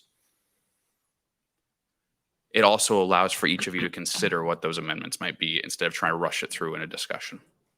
So how exactly do you propose that we convey these amendments that they're wishing? Just don't make the motion to amend. Oh, You can bring them up. today. You can ask the Okay. questions. Yes. Yeah, you can ask the questions of the amendment. You can bring up the idea, but just don't try to make a motion to amend it right now. Yeah. Because as long as it's clear to Attorney Hammersley or myself that here's what you're looking at for potential amendments, then we will craft and write them all out and number them so that as they are considered at the 28th, if there are any, all right, amendment 1, who's going to make the motion and go in kind of that sequential order. I apologize. I was probably making very crazy faces at you because I thought you were saying that we shouldn't talk about amendments that we want to make. Not quite like Fight Club. And It's I not was quite like Fight what? Club, but we do I want to. apologize if I wasn't clear. Right. Yes, but what we would like to I was do ready is try to, fight with you. yeah, because the idea, anytime you have a motion on the floor, that is when you should make amendments to the item. And so if we can allow that sequential, then it's not, if anybody attended the planning commission meeting, there was a lot of trying to go back and forth as to what the language was supposed to read versus, all right, here's the intent of the amendment. Let's allow the attorney to draft it. And then you can take action on each of those individual amendments after the initial, all right, I make a motion to approve the ordinance, then you take those individually. But Manager Foster, too, as we look at the procedures that we've done in city council before, if we make amendments to an ordinance, we usually get a clean copy before we vote on it. Absolutely. And you will get a clean copy. You'll still have a clean copy. The easiest way to do that is you have the amendment directly next to, because you end up getting a red line copy as well that shows the differences. And so we will have those side by side. So you'll have amendment 1. It'll have the page numbers and the locations. So you can put them side by side and be able to compare what the changes were to that. So it'll be very difficult, but we can't provide a clean copy to you because, again, in order to make that many amendments, which are a potential, the document would get very confusing and try to assuming from our end. So it'll be very clear what amendments we're voting on, where they fit in the ordinance Absolutely. that we'll have in our hands. Absolutely. And we'll make those, the goal would be to include those in the packet so the public can see those as well. of course. Do we anticipate that this process would delay the actual vote another session? Or not? Okay. I think it's similar to what we did on the committee. Remember, we had the red line versions, Gotcha. that we went through, with the proposed changes, and we either accepted them or did not. Again, as people that attended or watched the planning commission meeting, my goal is to try to avoid that as much as possible, where you're trying to have open dialogue about all these amendments and trying to write them all at the same time. It really starts to confuse the conversation. Whereas if we have the clean, here are all the amendments that were possibly discussed. Here's amendment number 1. Here's the language it currently reads. Here's the potential language. Boom, go from there. Guys, I'm prepared right now. I've got a document up, ready to write down whatever questions or proposed amendments you've got. Obviously, please feel free to email those to me too, if sort of upon reflection later tonight or tomorrow or later this week, those come to you. But yeah, I agree with Mitch. What we're trying to do is present to you, when you're at the meeting where you're making the final decision, the clearest, most straightforward information we can, given the complexity and 35 pages worth of two separate ordinances, right? So to help you sort through that and to help make the process clear for everyone, we thought this was the best idea. It would basically allow you to have those proposed changes, whatever we discussed tonight, folks send us whatever they have in terms of thoughts, then we can put those into a document that then everyone understands, everyone can see, and then the up or down votes on either on the existing language or an amended version of that language should be relatively clear when the time comes. Before we even get into Q&A, I wrote down 3 items that I did want to touch on just briefly, based on public comment. First one, Mr. Shaw brought up the smell. I'll just call it the smell test. The reason that the language in there is so broad, and Councilor Bralger knows this, we use the reasonable person standard when it comes to a number of law enforcement or enforcement items, and this is one of those. If a reasonable person believes that the smell is odorous or is a problem, then it's a problem. We use that in a number of different areas here within the city and law enforcement, and so it's the easiest standard to use that we can provide. The second thing, there were a lot of questions with regards to zoning districts and the inclusion of the 4th Ward and why it seemed like the 4th Ward was singled out. Within the zoning districts, the commercial zoning districts in particular, we have very few. Sean, could you go to the zoning map real quick?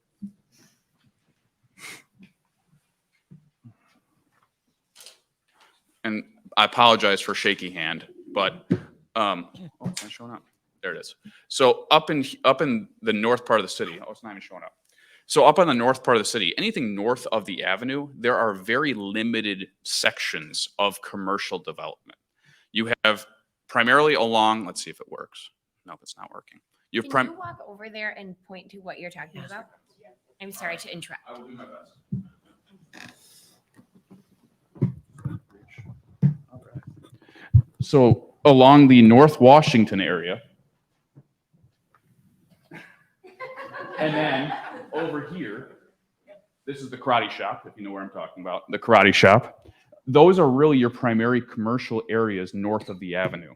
The ad hoc committee decided early on that they did not want to include Ludington Avenue. Anything of Ludington Avenue. Thank you, Annette. The idea at that point in time, again, I'll allow Councilor Terzano to talk about the value decision, because that's truly what that is. It was not practical. It was value-based by the committee.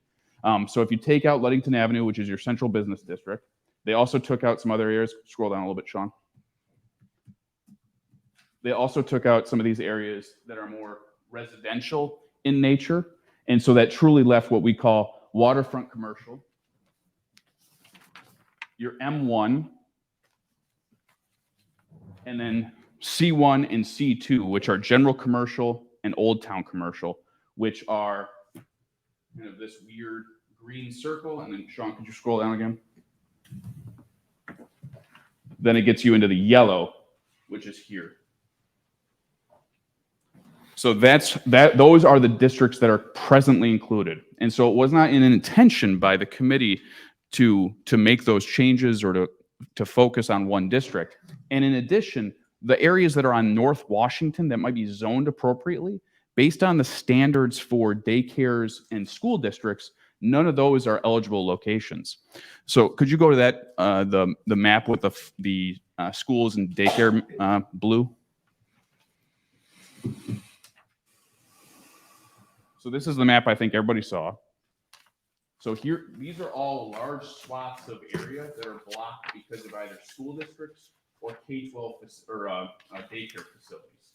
So including this here, over on this area, down here, that is all either K-12 or daycare facilities.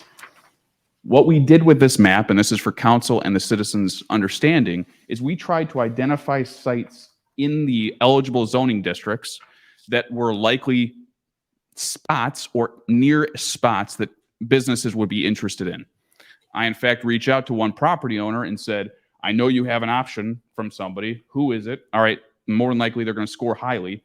So they actually got the first map. And so that starts the 500-foot distancing. And so that's why you see 1, 2, 3, which is Washington and Dowling, 4, which is kind of that Washington Avenue corridor, 5, which is down on Madison. And then you've got, we didn't include a marking out here at the industrial park. And then there's this weird kind of mid-Dowling block that would allow for it as well. But that weird mid-Dowling block occurs on both a 500 and 1,000 feet. It's just a weird kind of middle spot. So that's how we got to those zoning districts. I did want to make that clear that it was not the committee's intention nor staff's intention to single out a single area. It's just based on the way that our zoning map is currently structured.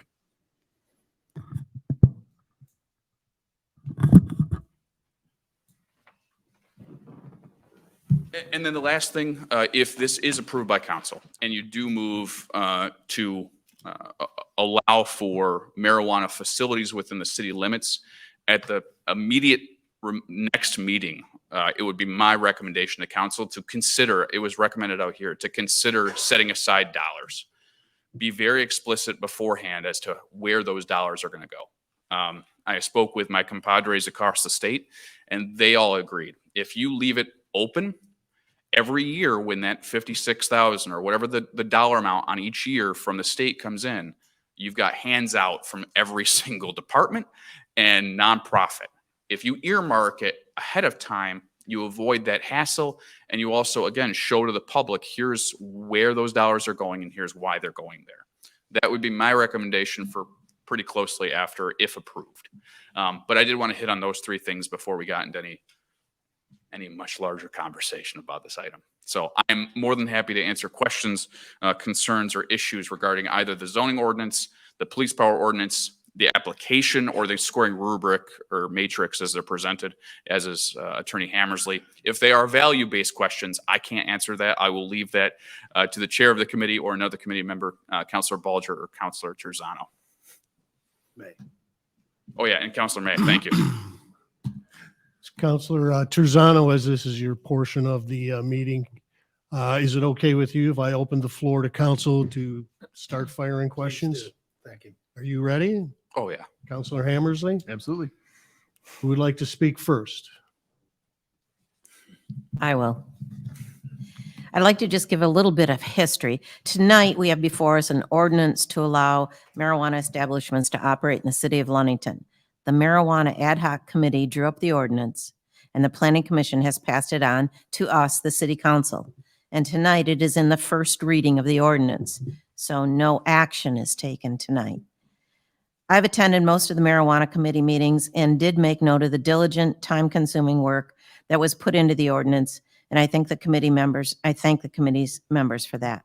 I have served as a City Council liaison to the Planning Commission for 5 years, and in those 5 years, a rental ordinance and a short-term rental ordinance were developed. So I do understand the work, the research, and the back and forth movements of drafting a workable ordinance. There are 3, well, maybe 4 now that I heard some citizen participation that I'd like to look at as far as amendments to this ordinance. If the city of Ludington is going to live with a marijuana ordinance, I'd like it to be as tight as it could be, and as serviceable to the city for safety as it can be. So Manager Foster, if you could, we need the zoning map up again, Sean, if we could look at the zoning map. And if I can call these places off to you, Mitch, if you can highlight them. I'm sorry that our laser pointer doesn't work on our I'm just gonna leave this whiteboard up there. here. That's better. This is a zoning map, and in the zoning map, there's different colors for different zones in the city. So the first one I want to talk about is the C1 zone. It happens to be titled the Old Town Business District or Old Town Neighborhood District. So it goes down Washington Avenue, across 2nd Street, and down Madison Avenue. It's kind of light green. And then if you go up to Rath Avenue, yep, the karate shop, it used to be Youth for Christ. And if you're real old like me, it was Peterson's grocery store at one point. But that is heavily in the residential area. It's up north of Tinkham Avenue on Rath Avenue. And then the last one is a little section by Tinkham and Washington Avenue. This high school would knock that one out for sure because it's real close to the high school.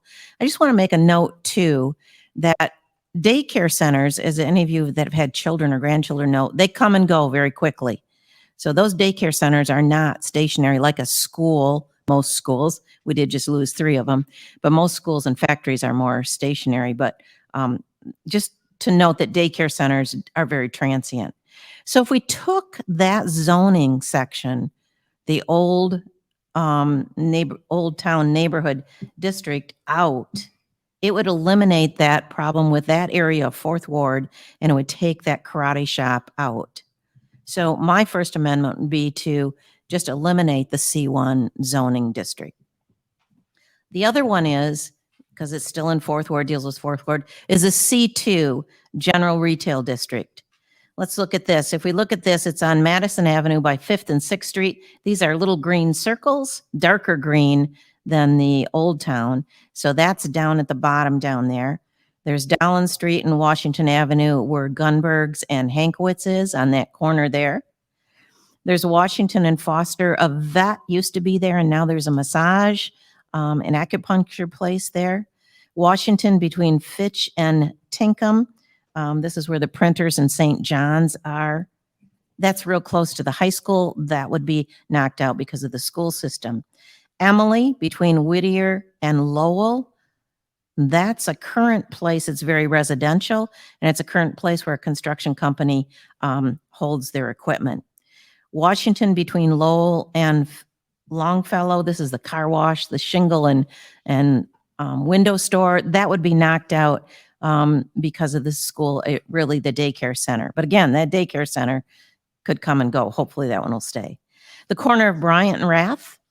If we look there, this is Schmock's landscaping. This also happens to be within that C2 district. Rite Aid, which is on Lunnington Avenue and is right on the outskirts of town, is in there. And then there's a real little one on Dowland and Lavina. It's the Artist Gallery, right?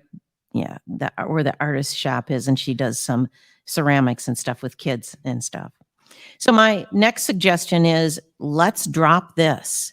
This zoning district is very heavily in neighborhoods.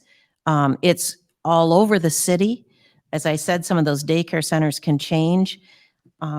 This would protect some of our neighborhoods and some of the concerns that people have expressed here, and especially I think our 4th Ward concerns. This really came up to me, and we had coffee with the counselors a couple weeks ago, and there were some people from 4th Ward there, and they were concerned about the neighborhood vitality and introducing these establishments there.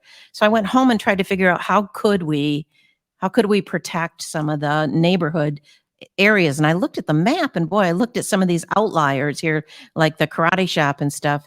And I thought, what if we just drop a couple of zoning areas that still allows marijuana facilities down James Street, across Dowland Street, and in the industrial park. So that still allows, I want to say, Mitch, 3 to 4, 5 that could be within that vicinity yet.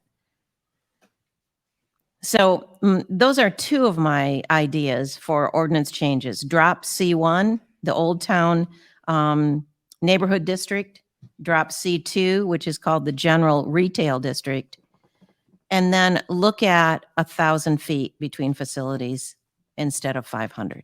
Sean, could you pull up that map? So we did this, and I anticipated this conversation. It came up at Planning Commission as well. So we've got a map on that. So we have, under this map, the way that, again, daycares, school districts, all the like are set up. You have 3 true locations. Again, you've got one kind of mid-block on South James. Forever, we've used Cops and Donuts as a really easy location. So that's this light blue. And then at that point in time, we had left one in the 4th Ward along South Washington.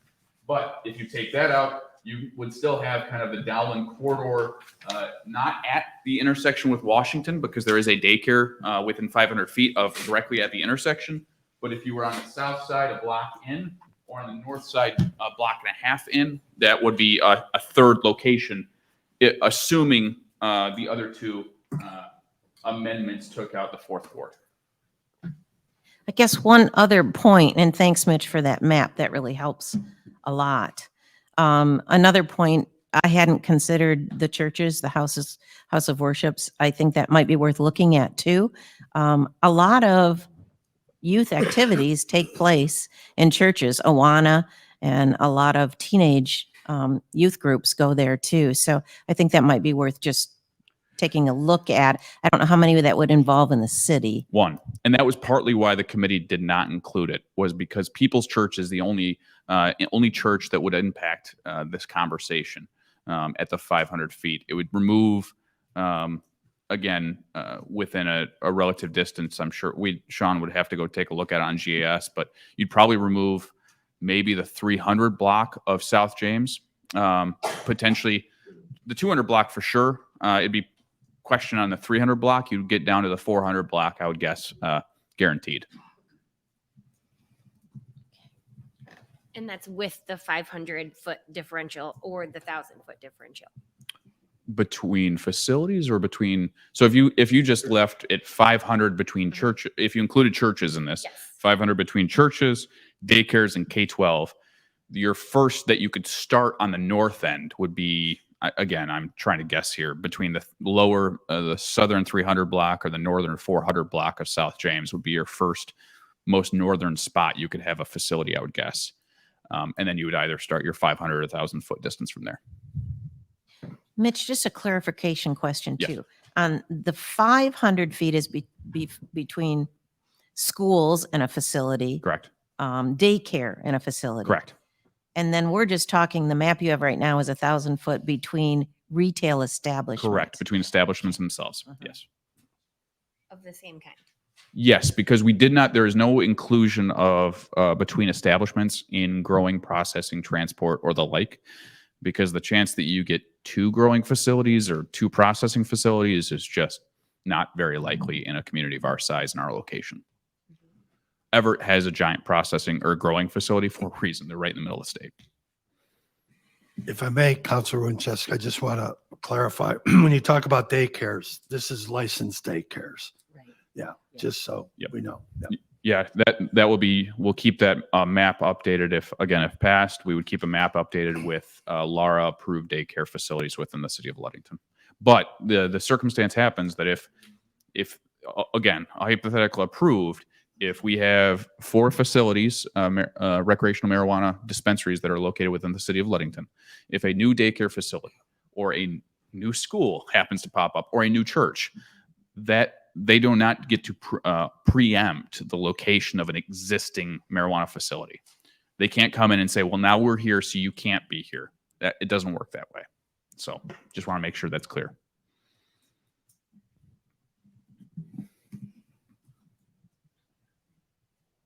Anything else, Counselor? Nope, those are Thank my you. points.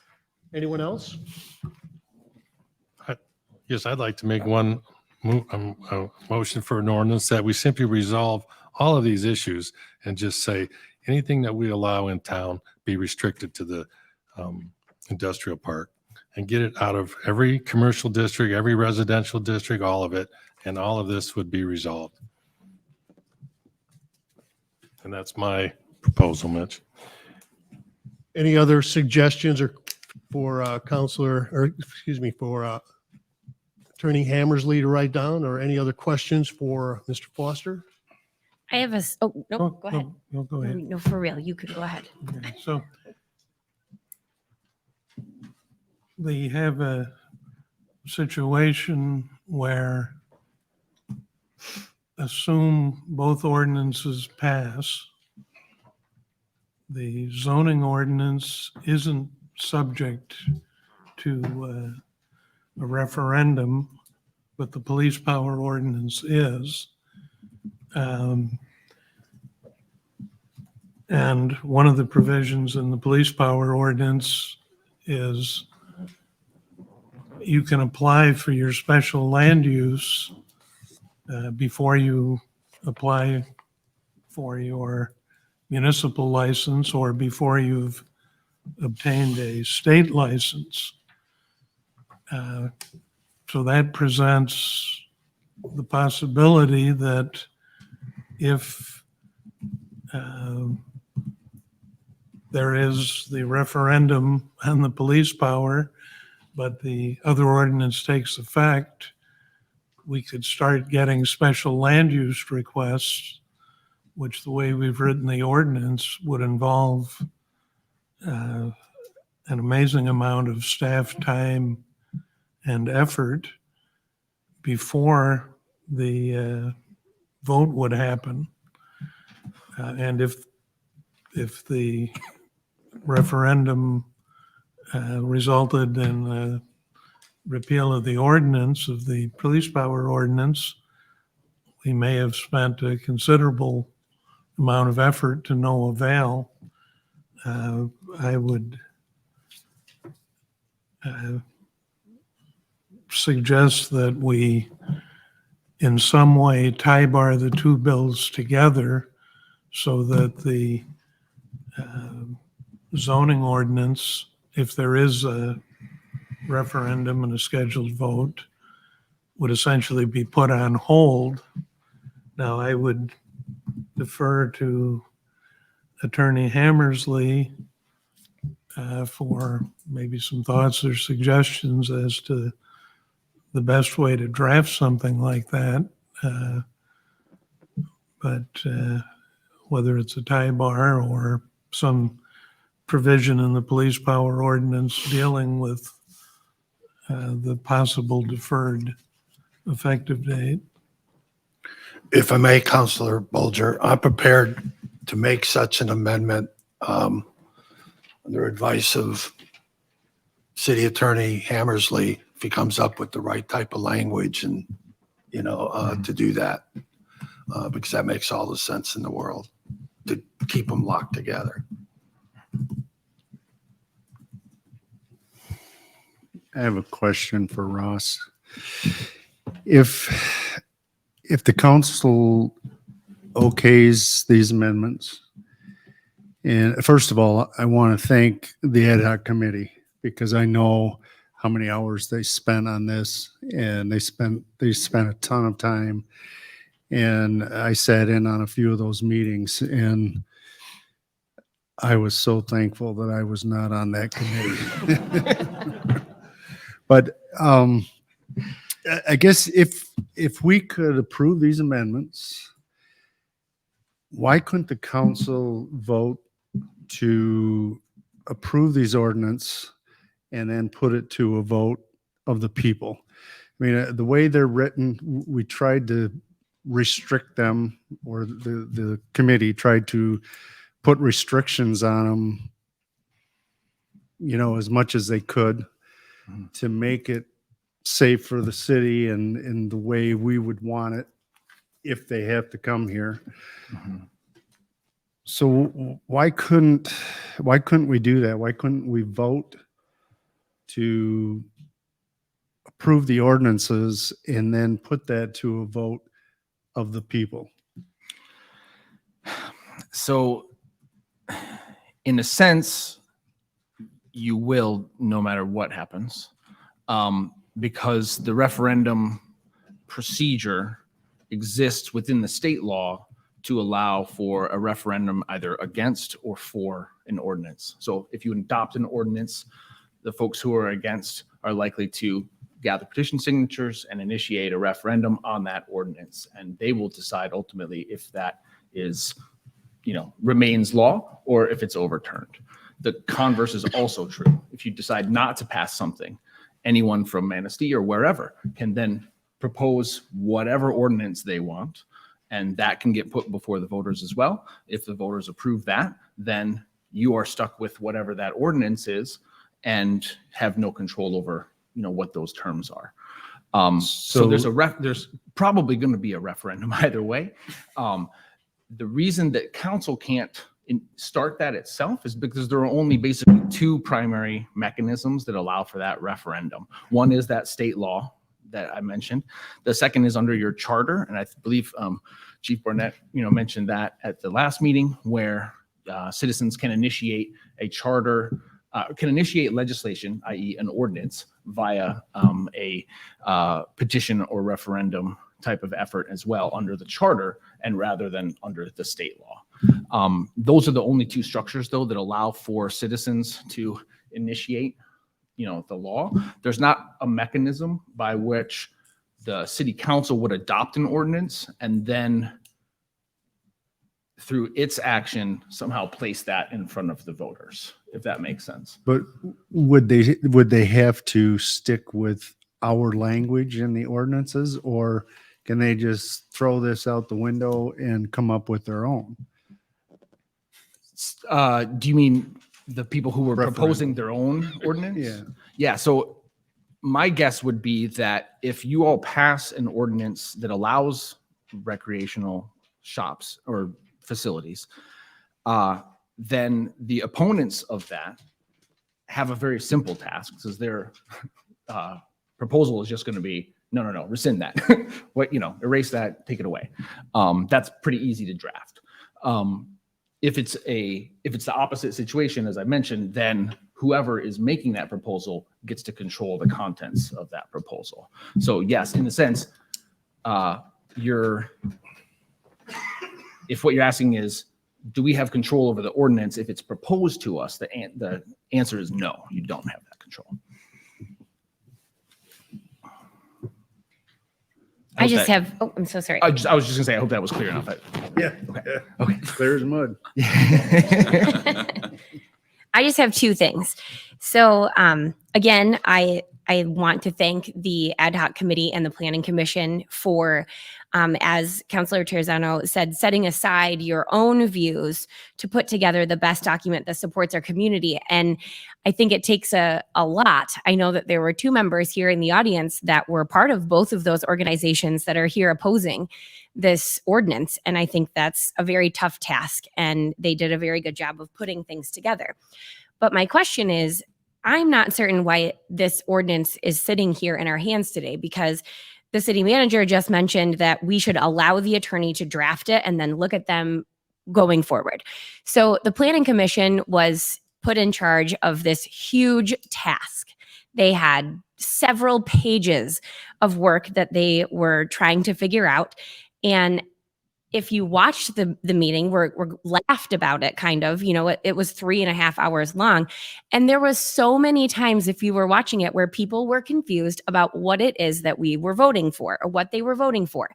And if you watch at the planning commission meeting in hours 3 hours and 17 minutes to 3 hours and 19 minutes, the leader of the planning commission was outright requesting more time to look at this document, more time to look at the language. And I believe he said, I'm getting a false sense of what the language is, and I want to make sure that we hit all the sections in communication, and I'm asking for more time to process. But yet it was pushed forward. Nope, we're voting on it today. Nope, we're voting on it today. So if we identified that there was a problem at the planning commission, why was that not stopped and addressed? And why doesn't it go back to planning commission for them to do their due diligence? We sometimes forget that we have these committees that are supposed to do their jobs, and we didn't allow the planning commission to do their job fully. And so I guess my question is, why did we not stop that process at the planning commission on November 2nd when they met so that they could have that opportunity to go back and look at the document in higher measure. And maybe that's just a hypothetical question that isn't meant to be answered here, but that's my thought. And then my second thought is, we have a group of people that are saying if we allow this ordinance to pass, we're going to file the referendum and we're going to take it to a vote of the people. And we also have a group of people that have come to city council to suggest that if you don't pass this, we are going to put together a referendum and come to a vote of the people. And so I just wanted to kind of talk about what Mr. Johnson was saying, is that the people are talking to us. There are people here in the audience that they are saying, take this to a vote, take this to a vote. And I'm not certain why we are so just quick to make this decision. Why does it have to be right this second that we're making this decision? Because I don't think it's ready for us to be making that decision yet. If I may ask, are you asking if the public can take a vote on it? No, we've already discussed Right. this. I'm just making Okay. that known that we have two groups of people and people are speaking to us. And if it's not blatantly obvious that people are voicing their concern here today, I'm not certain how to make things more obvious. But what I'm saying is just listen to what these people are telling you and let that help you guide your vote, I guess. But I'm just very upset that what happened in Planning Commission happened in Planning Commission, and it shouldn't have been here today. We shouldn't even be discussing this because we didn't let Planning Commission do their due diligence, and it's not fair to them that we did that to them. If I may, Certainly. it's just like with anything else. Somebody raises an idea or a proposition and it either gets voted up or down. The chairman expressed some concerns, but it was put to a vote and the planning commission, including the chairman, voted to move it forward. That's why. It's not that the planning commission didn't rush it through. The planning commission had it, had the documents before, and we came prepared to make some amendments to it. That's the process.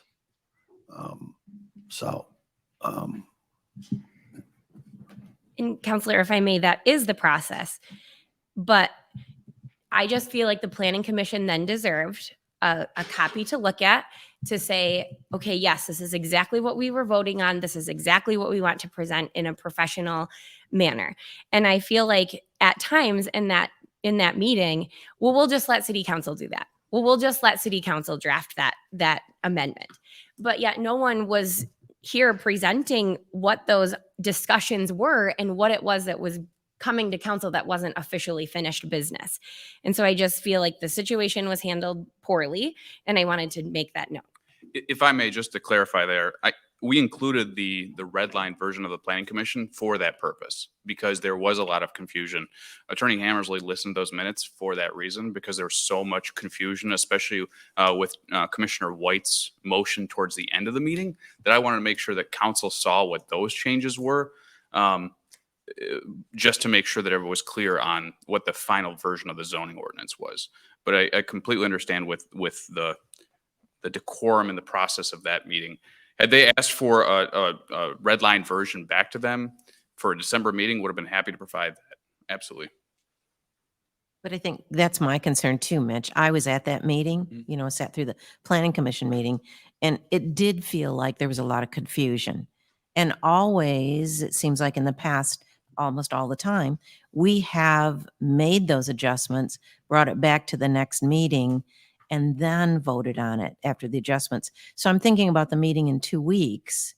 I don't want what happened in the Planning Commission to happen in City Council, where we're trying to decide what's going on and there's confusion to it. Now you're assuring me that there won't be, that we'll have the amendments next to it. You will have the amendments provided to you so that you can look at them and up or down.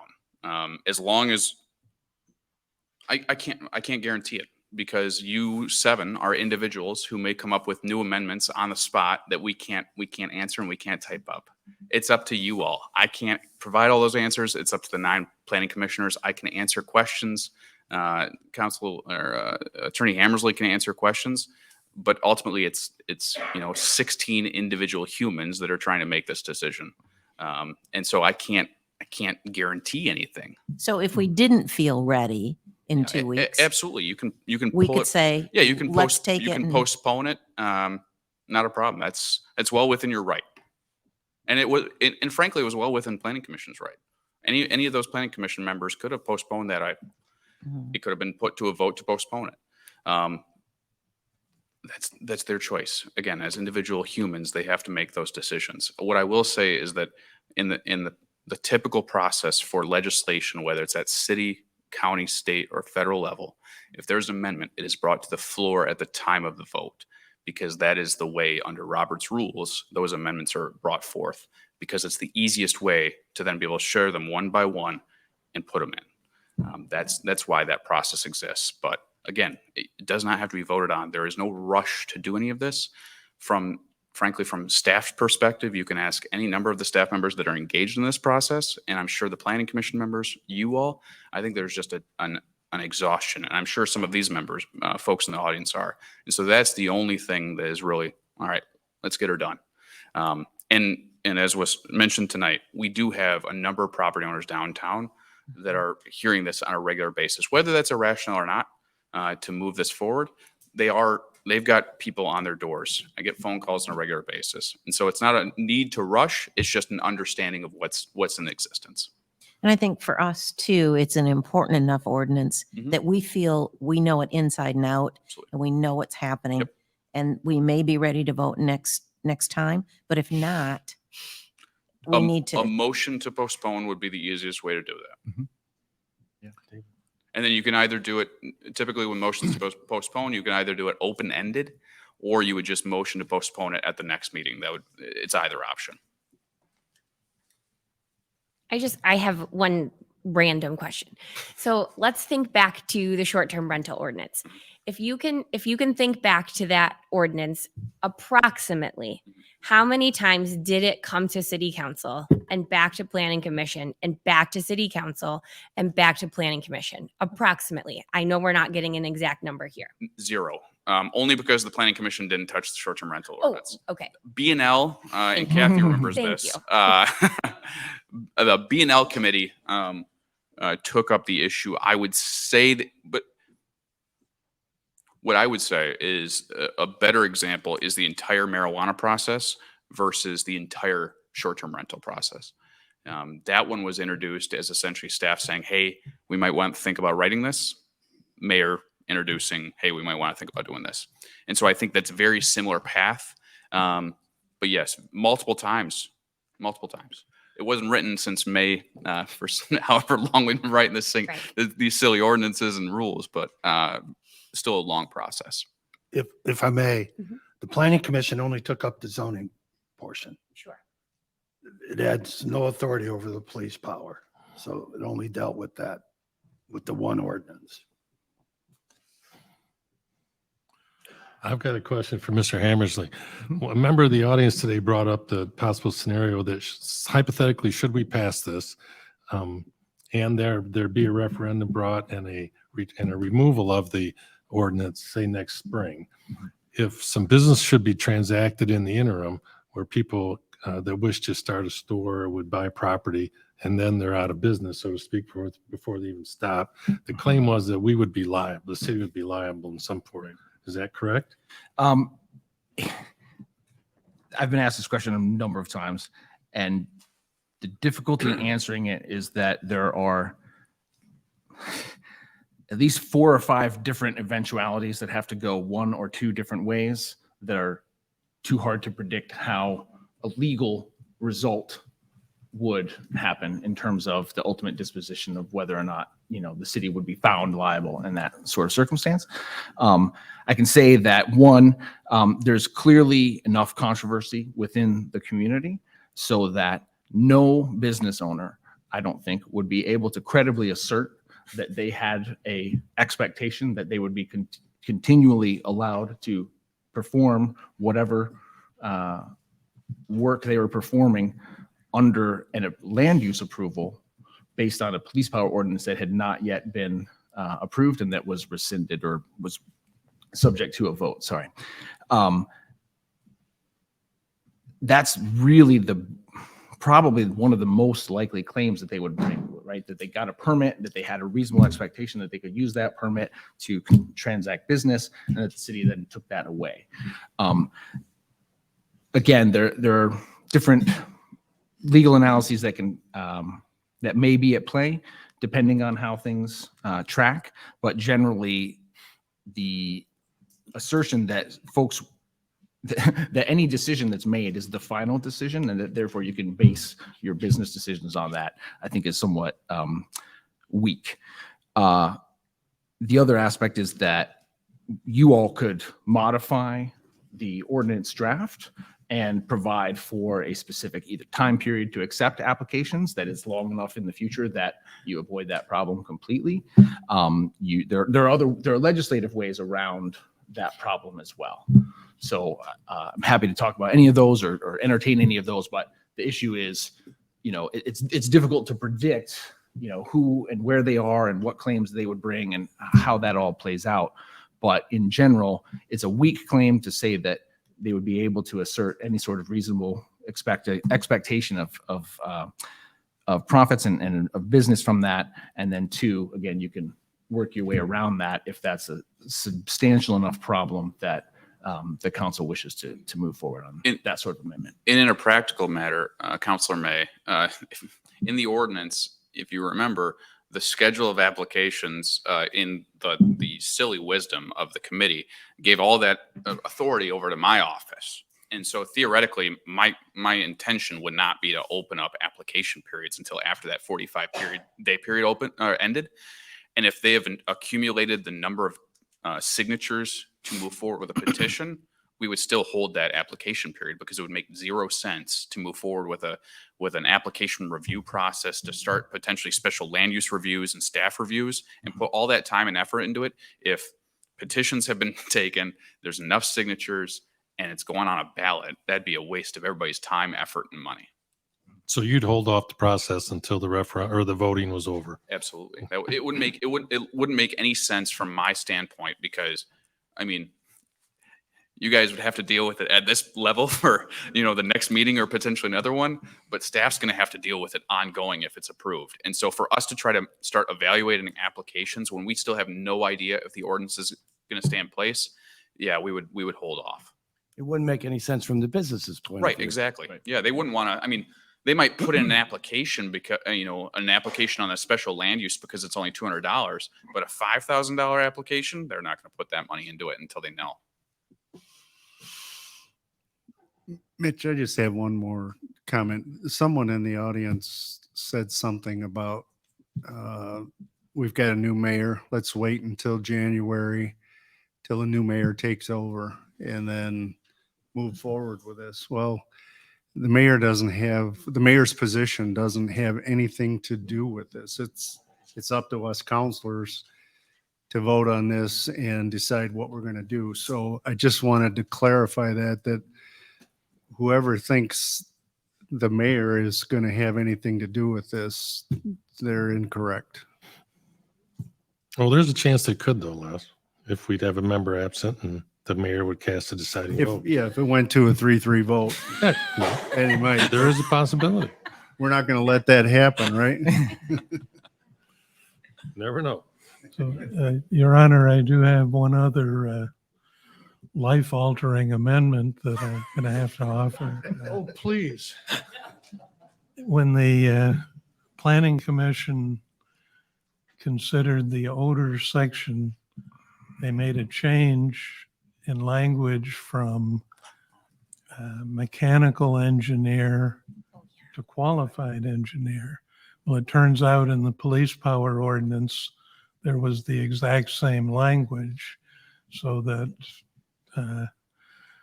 to be consistent, we need to amend it.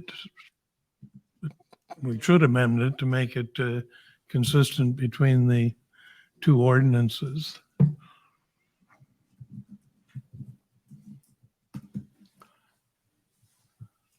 If I could, just a couple items on the ordinance, since that hasn't really been a topic of conversation this evening so far. On the police power side, since the planning commission took up most of the zoning, on the police power side, the goal was really to be as consistent with the state statute as possible. Most of the language you see within it is consistent with state statute. One of the areas in the statute that allows a community a little bit of broadened power is within the criteria for awarding licenses. And so that's how we ended up with the scoring matrix. So in a lot of communities, you saw these scoring matrices. I think Traverse City is a really good example of where they took it and went a little too far, and then a lawsuit ensued. The goal with our scoring matrix was to stay very focused in on, did they provide all the materials in the application? And they either get 0, 1, or 2 points.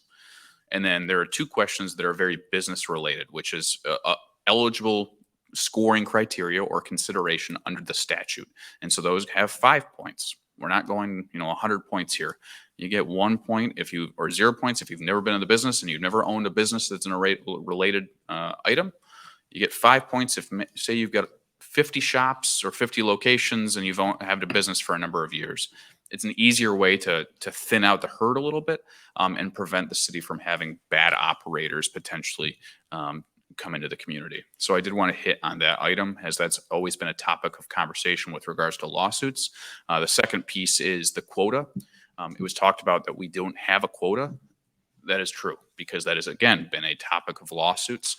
The easier way to do that is by land use restrictions, which is the 500 or 1,000 foot distances between facilities, and also narrowing up the locations that they can participate in. Again, we write these ordinances just like the short-term rental ordinance. There's nothing to say that the state in 5 years doesn't do the exact same thing that they're looking at to do now with short-term rentals, but this is an ordinance that, frankly, I think from a staff perspective, we did as well as we could have, trying to provide you all something to consider. But there are always room for changes and amendments. Any other statements or questions by council?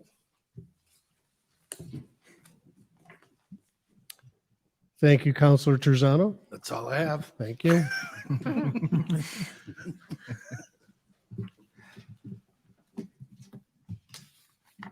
Cemetery, Parks, and Recreation. Are we there already? We are. I luckily have no report and no action items.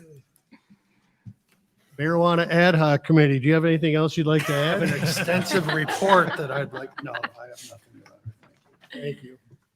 Communication from city officials. Here first from anyone on council. Council has nothing. And city managers report. I know I have a report in here somewhere, but I can't find it based on the Pedro. size of the packets. Give it a second. Anyway. Those folks that need to filter out, we'll let them. It's past page 230. There we go. I That found it. helps. It's page 250. Okay. So, okay, everybody's left that's looking to leave. The city, as council knows, we hosted our lone police chief candidate last week. The interview committee will be meeting tomorrow to discuss next steps, if there are any, or if we'd like to move in a different direction. One of the things I sent this out to council that I would like everybody to keep an eye on, again, is that we've already heard about today, is that and this is not political for my seat, it's just the reality of the situation. Democrats in the state of Michigan have won the state house and state senate, and they already held the governor's office. That it likely leads to a more aggressive lame duck. And in fact, it was reiterated today as a number of substitute bills have been submitted by the Michigan Municipal League. One in particular on short-term rentals. So I saw a substitute bill today from the league on short-term rentals that they're hoping to introduce shortly into lame duck as a potential alternative or compromise based on the bill that they've already seen. So please be prepared if I reach out to you for help in getting some of that information out there. And then the mayor and I had a great conversation and discussion with incoming Mayor Barnett regarding ongoing projects, ongoing items, committees for next year, those sorts of things. So really trying to get that ahead of the game so that come January 1, we are ready as a staff to get moving forward. But that's all I have for report since it's way past my bedtime, unless there are questions, comments, or concerns. Your Honor, I just got one more thing aside from that. I should have said it earlier. Everybody's mentioned a lot of times tonight the thanks to all the people that put in all the time and all, which is true. But there's two people that weren't honored, you might say. Yourself, Mr. Foster, put in a lot of time, but even more so, Assistant Manager Steckel lived next to a copier for 6 months. And I think she deserves some congratulations or some thanks also. Yes. Both of them. Oh, did he? I think he went to go to the bathroom. She got it twice. I would also thank the copiers and the paper delivery folks, as we used a lot of paper during this process. So, but unless there are other questions or comments, I don't have anything more to report. I do have 2 action items, if I could, Your Honor. Certainly. First one, the council considered a resolution about a year or so ago in support of a railway grant for the Wyoming and Genesee, or the Marquette Rail LLC, to do some work on the Ludington Rail Yard and some other lines between Ludington and Grand Rapids. They did not get it at that point in time. They've come back before us to consider this resolution of support again for another funding period. So I would ask council consideration for this resolution in support of the federal railway grant. So moved. Second. Motion by Counselor Terzano, seconded by Counselor Winchesky to adopt a resolution in support of the federal railway grant as presented. Council, we have any questions? All those in favor signify by saying aye. Aye. Any opposed? Motion is carried.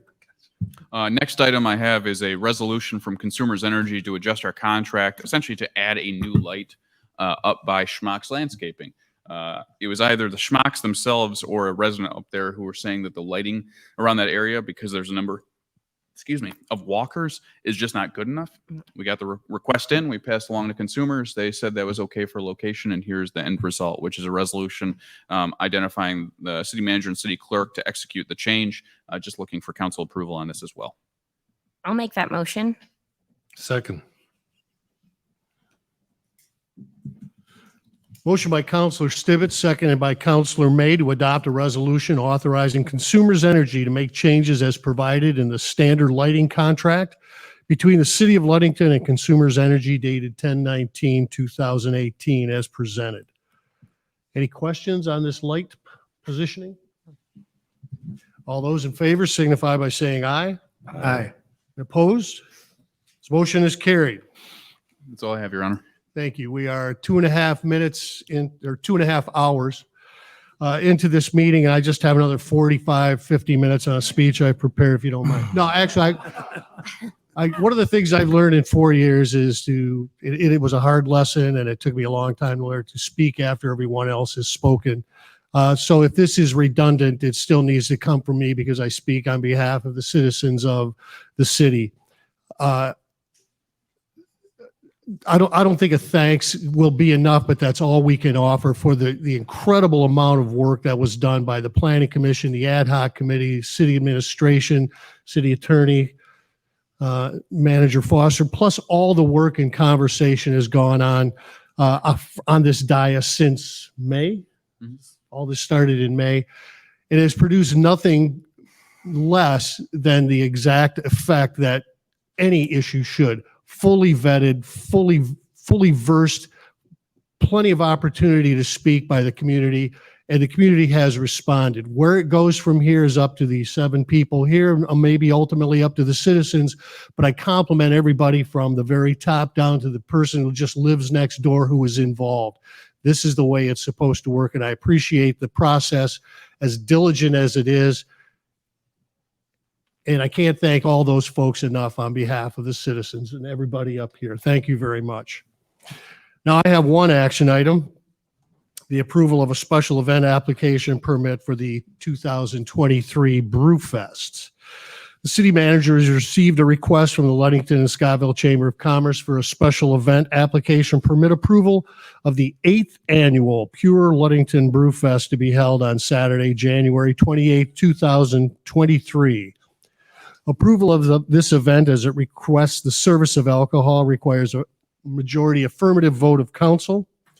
In attendance tonight to answer any outstanding questions is the Chamber's President and CEO, Brandy Miller. Council, do I have a motion to support a motion and support for the approval of the 2023 Ludington and Scottville Chamber of Commerce Brewfest event scheduled for January 28th, 2023, as is presented in their application for permit. So moved. Second. Motion by Counselor Bulger, seconded by Counselor Terzano to approve a special event application permit for the 2023 Pure Ludington Brewfest as presented. Do we have any questions for President CEO Miller? No relation? I guess. Randy, I have one. Do you have a question? Yeah, I do. Okay, thank you. It has been a long time, but The Dave, I said, they're not going to have any questions. It's the 8th year. so the Brewfest, Yes. I have volunteered for before Mhm. because it's been for the Friends of the Ludington State Park. Yes. They get some of the proceeds from that. Is that still the way it is? They get 100% of the proceeds. Yes. 100%. Yep. And that is still the case. It was born to be that way. When we started this event, the CVB started it as a reason to bring people here kind of as we approach kind of like the midwinter months. So it was never meant to be a fundraiser for either of our organizations, but has meant to benefit a good group and an asset out at the Ludington State Park. So that is 100% the case. Thank you. And I know they're raising money for another handicapped beach chair and then a handicapped walkway down to Lake Michigan. So that money will be used for that. So Yes. thank you. Yep. Anyone else, Council?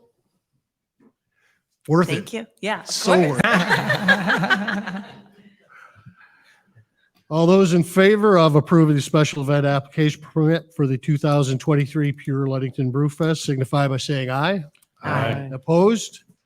Motion is carried. Thanks for sticking with us. Move on to public comment, and I request anyone wishing to address council, please step to the lectern and proceed after stating your name and address. Please speak directly into the microphone and address all comments to this chair. Each speaker will be allotted 2 minutes. If the time limit expires during any comment, I respectfully ask the speakers to finish their sentences and yield the floor. If any speaker wishes to present materials directly to council, I ask that those materials be left at the lectern shelf below the microphone. Mr. Shaw, would you please proceed? Yes, Mike Shaw, 302 North Lavina. State statutes allow all municipalities to opt in or out. That was part of the 2018 ballot initiative. Ms. Dibbett said it right. Please listen to the citizens.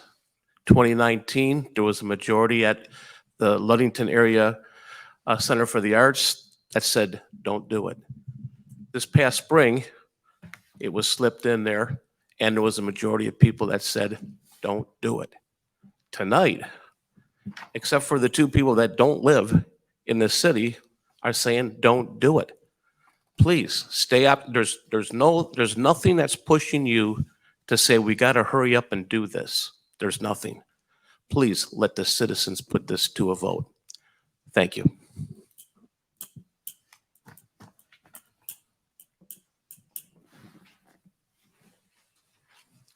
Hi, Cheryl Fielding, 307 North Harrison. I'm just going to finish up a couple things. I agree, no rush. I don't see why we have to hurry.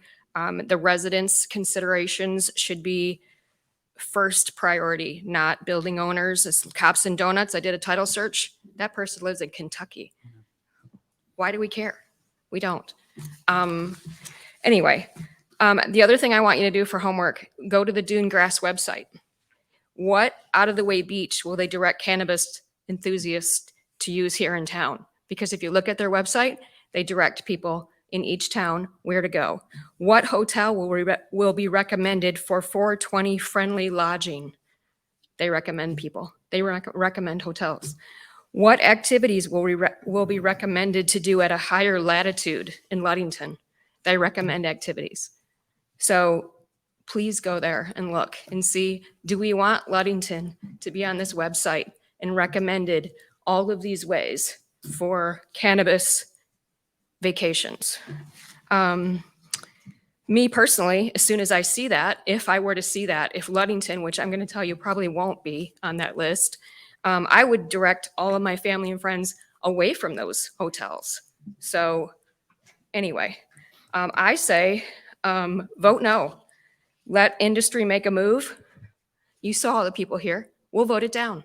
And let me tell you, if you do vote yes, the amount of votes we need, the amount of signatures we need to get it on the vote, the referendum, is 182 or 186. You saw the people here. It's a small sample. It's no problem getting 200, 400. I'm not gonna just give you 180 some. You're gonna get a lot, and it'll be a put to a vote. I'm sorry, I should really say thank you. And I put in a lot of hours watching you.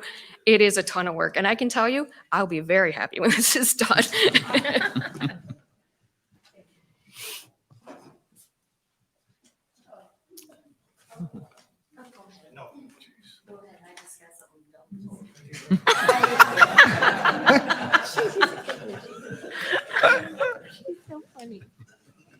Bob Blair from Lakeview.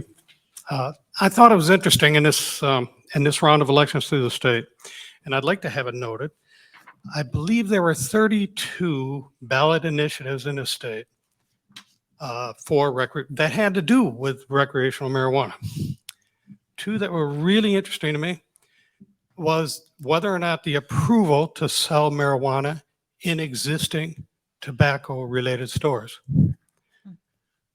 Both proposals failed. However, if you look at the vote, you can look this up on Michigan.gov, it was very close. So we're seeing this expansion.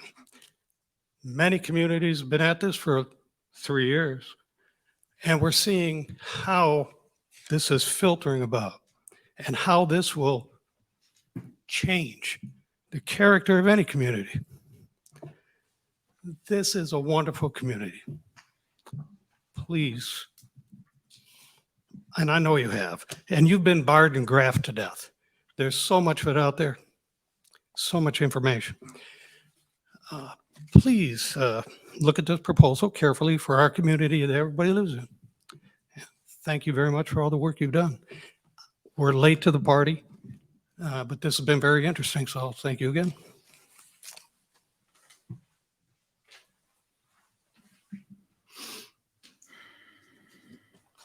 Annette Quillen, 606 East Court. I can't top this marijuana thing, but I noticed in your packet you had things about chickens.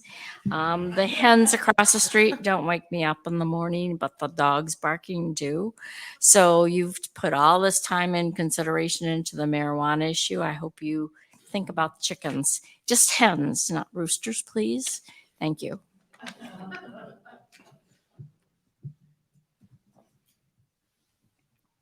Anyone else wishing to address council?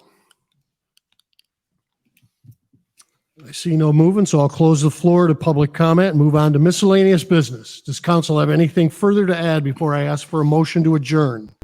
I do, Your Honor. Please.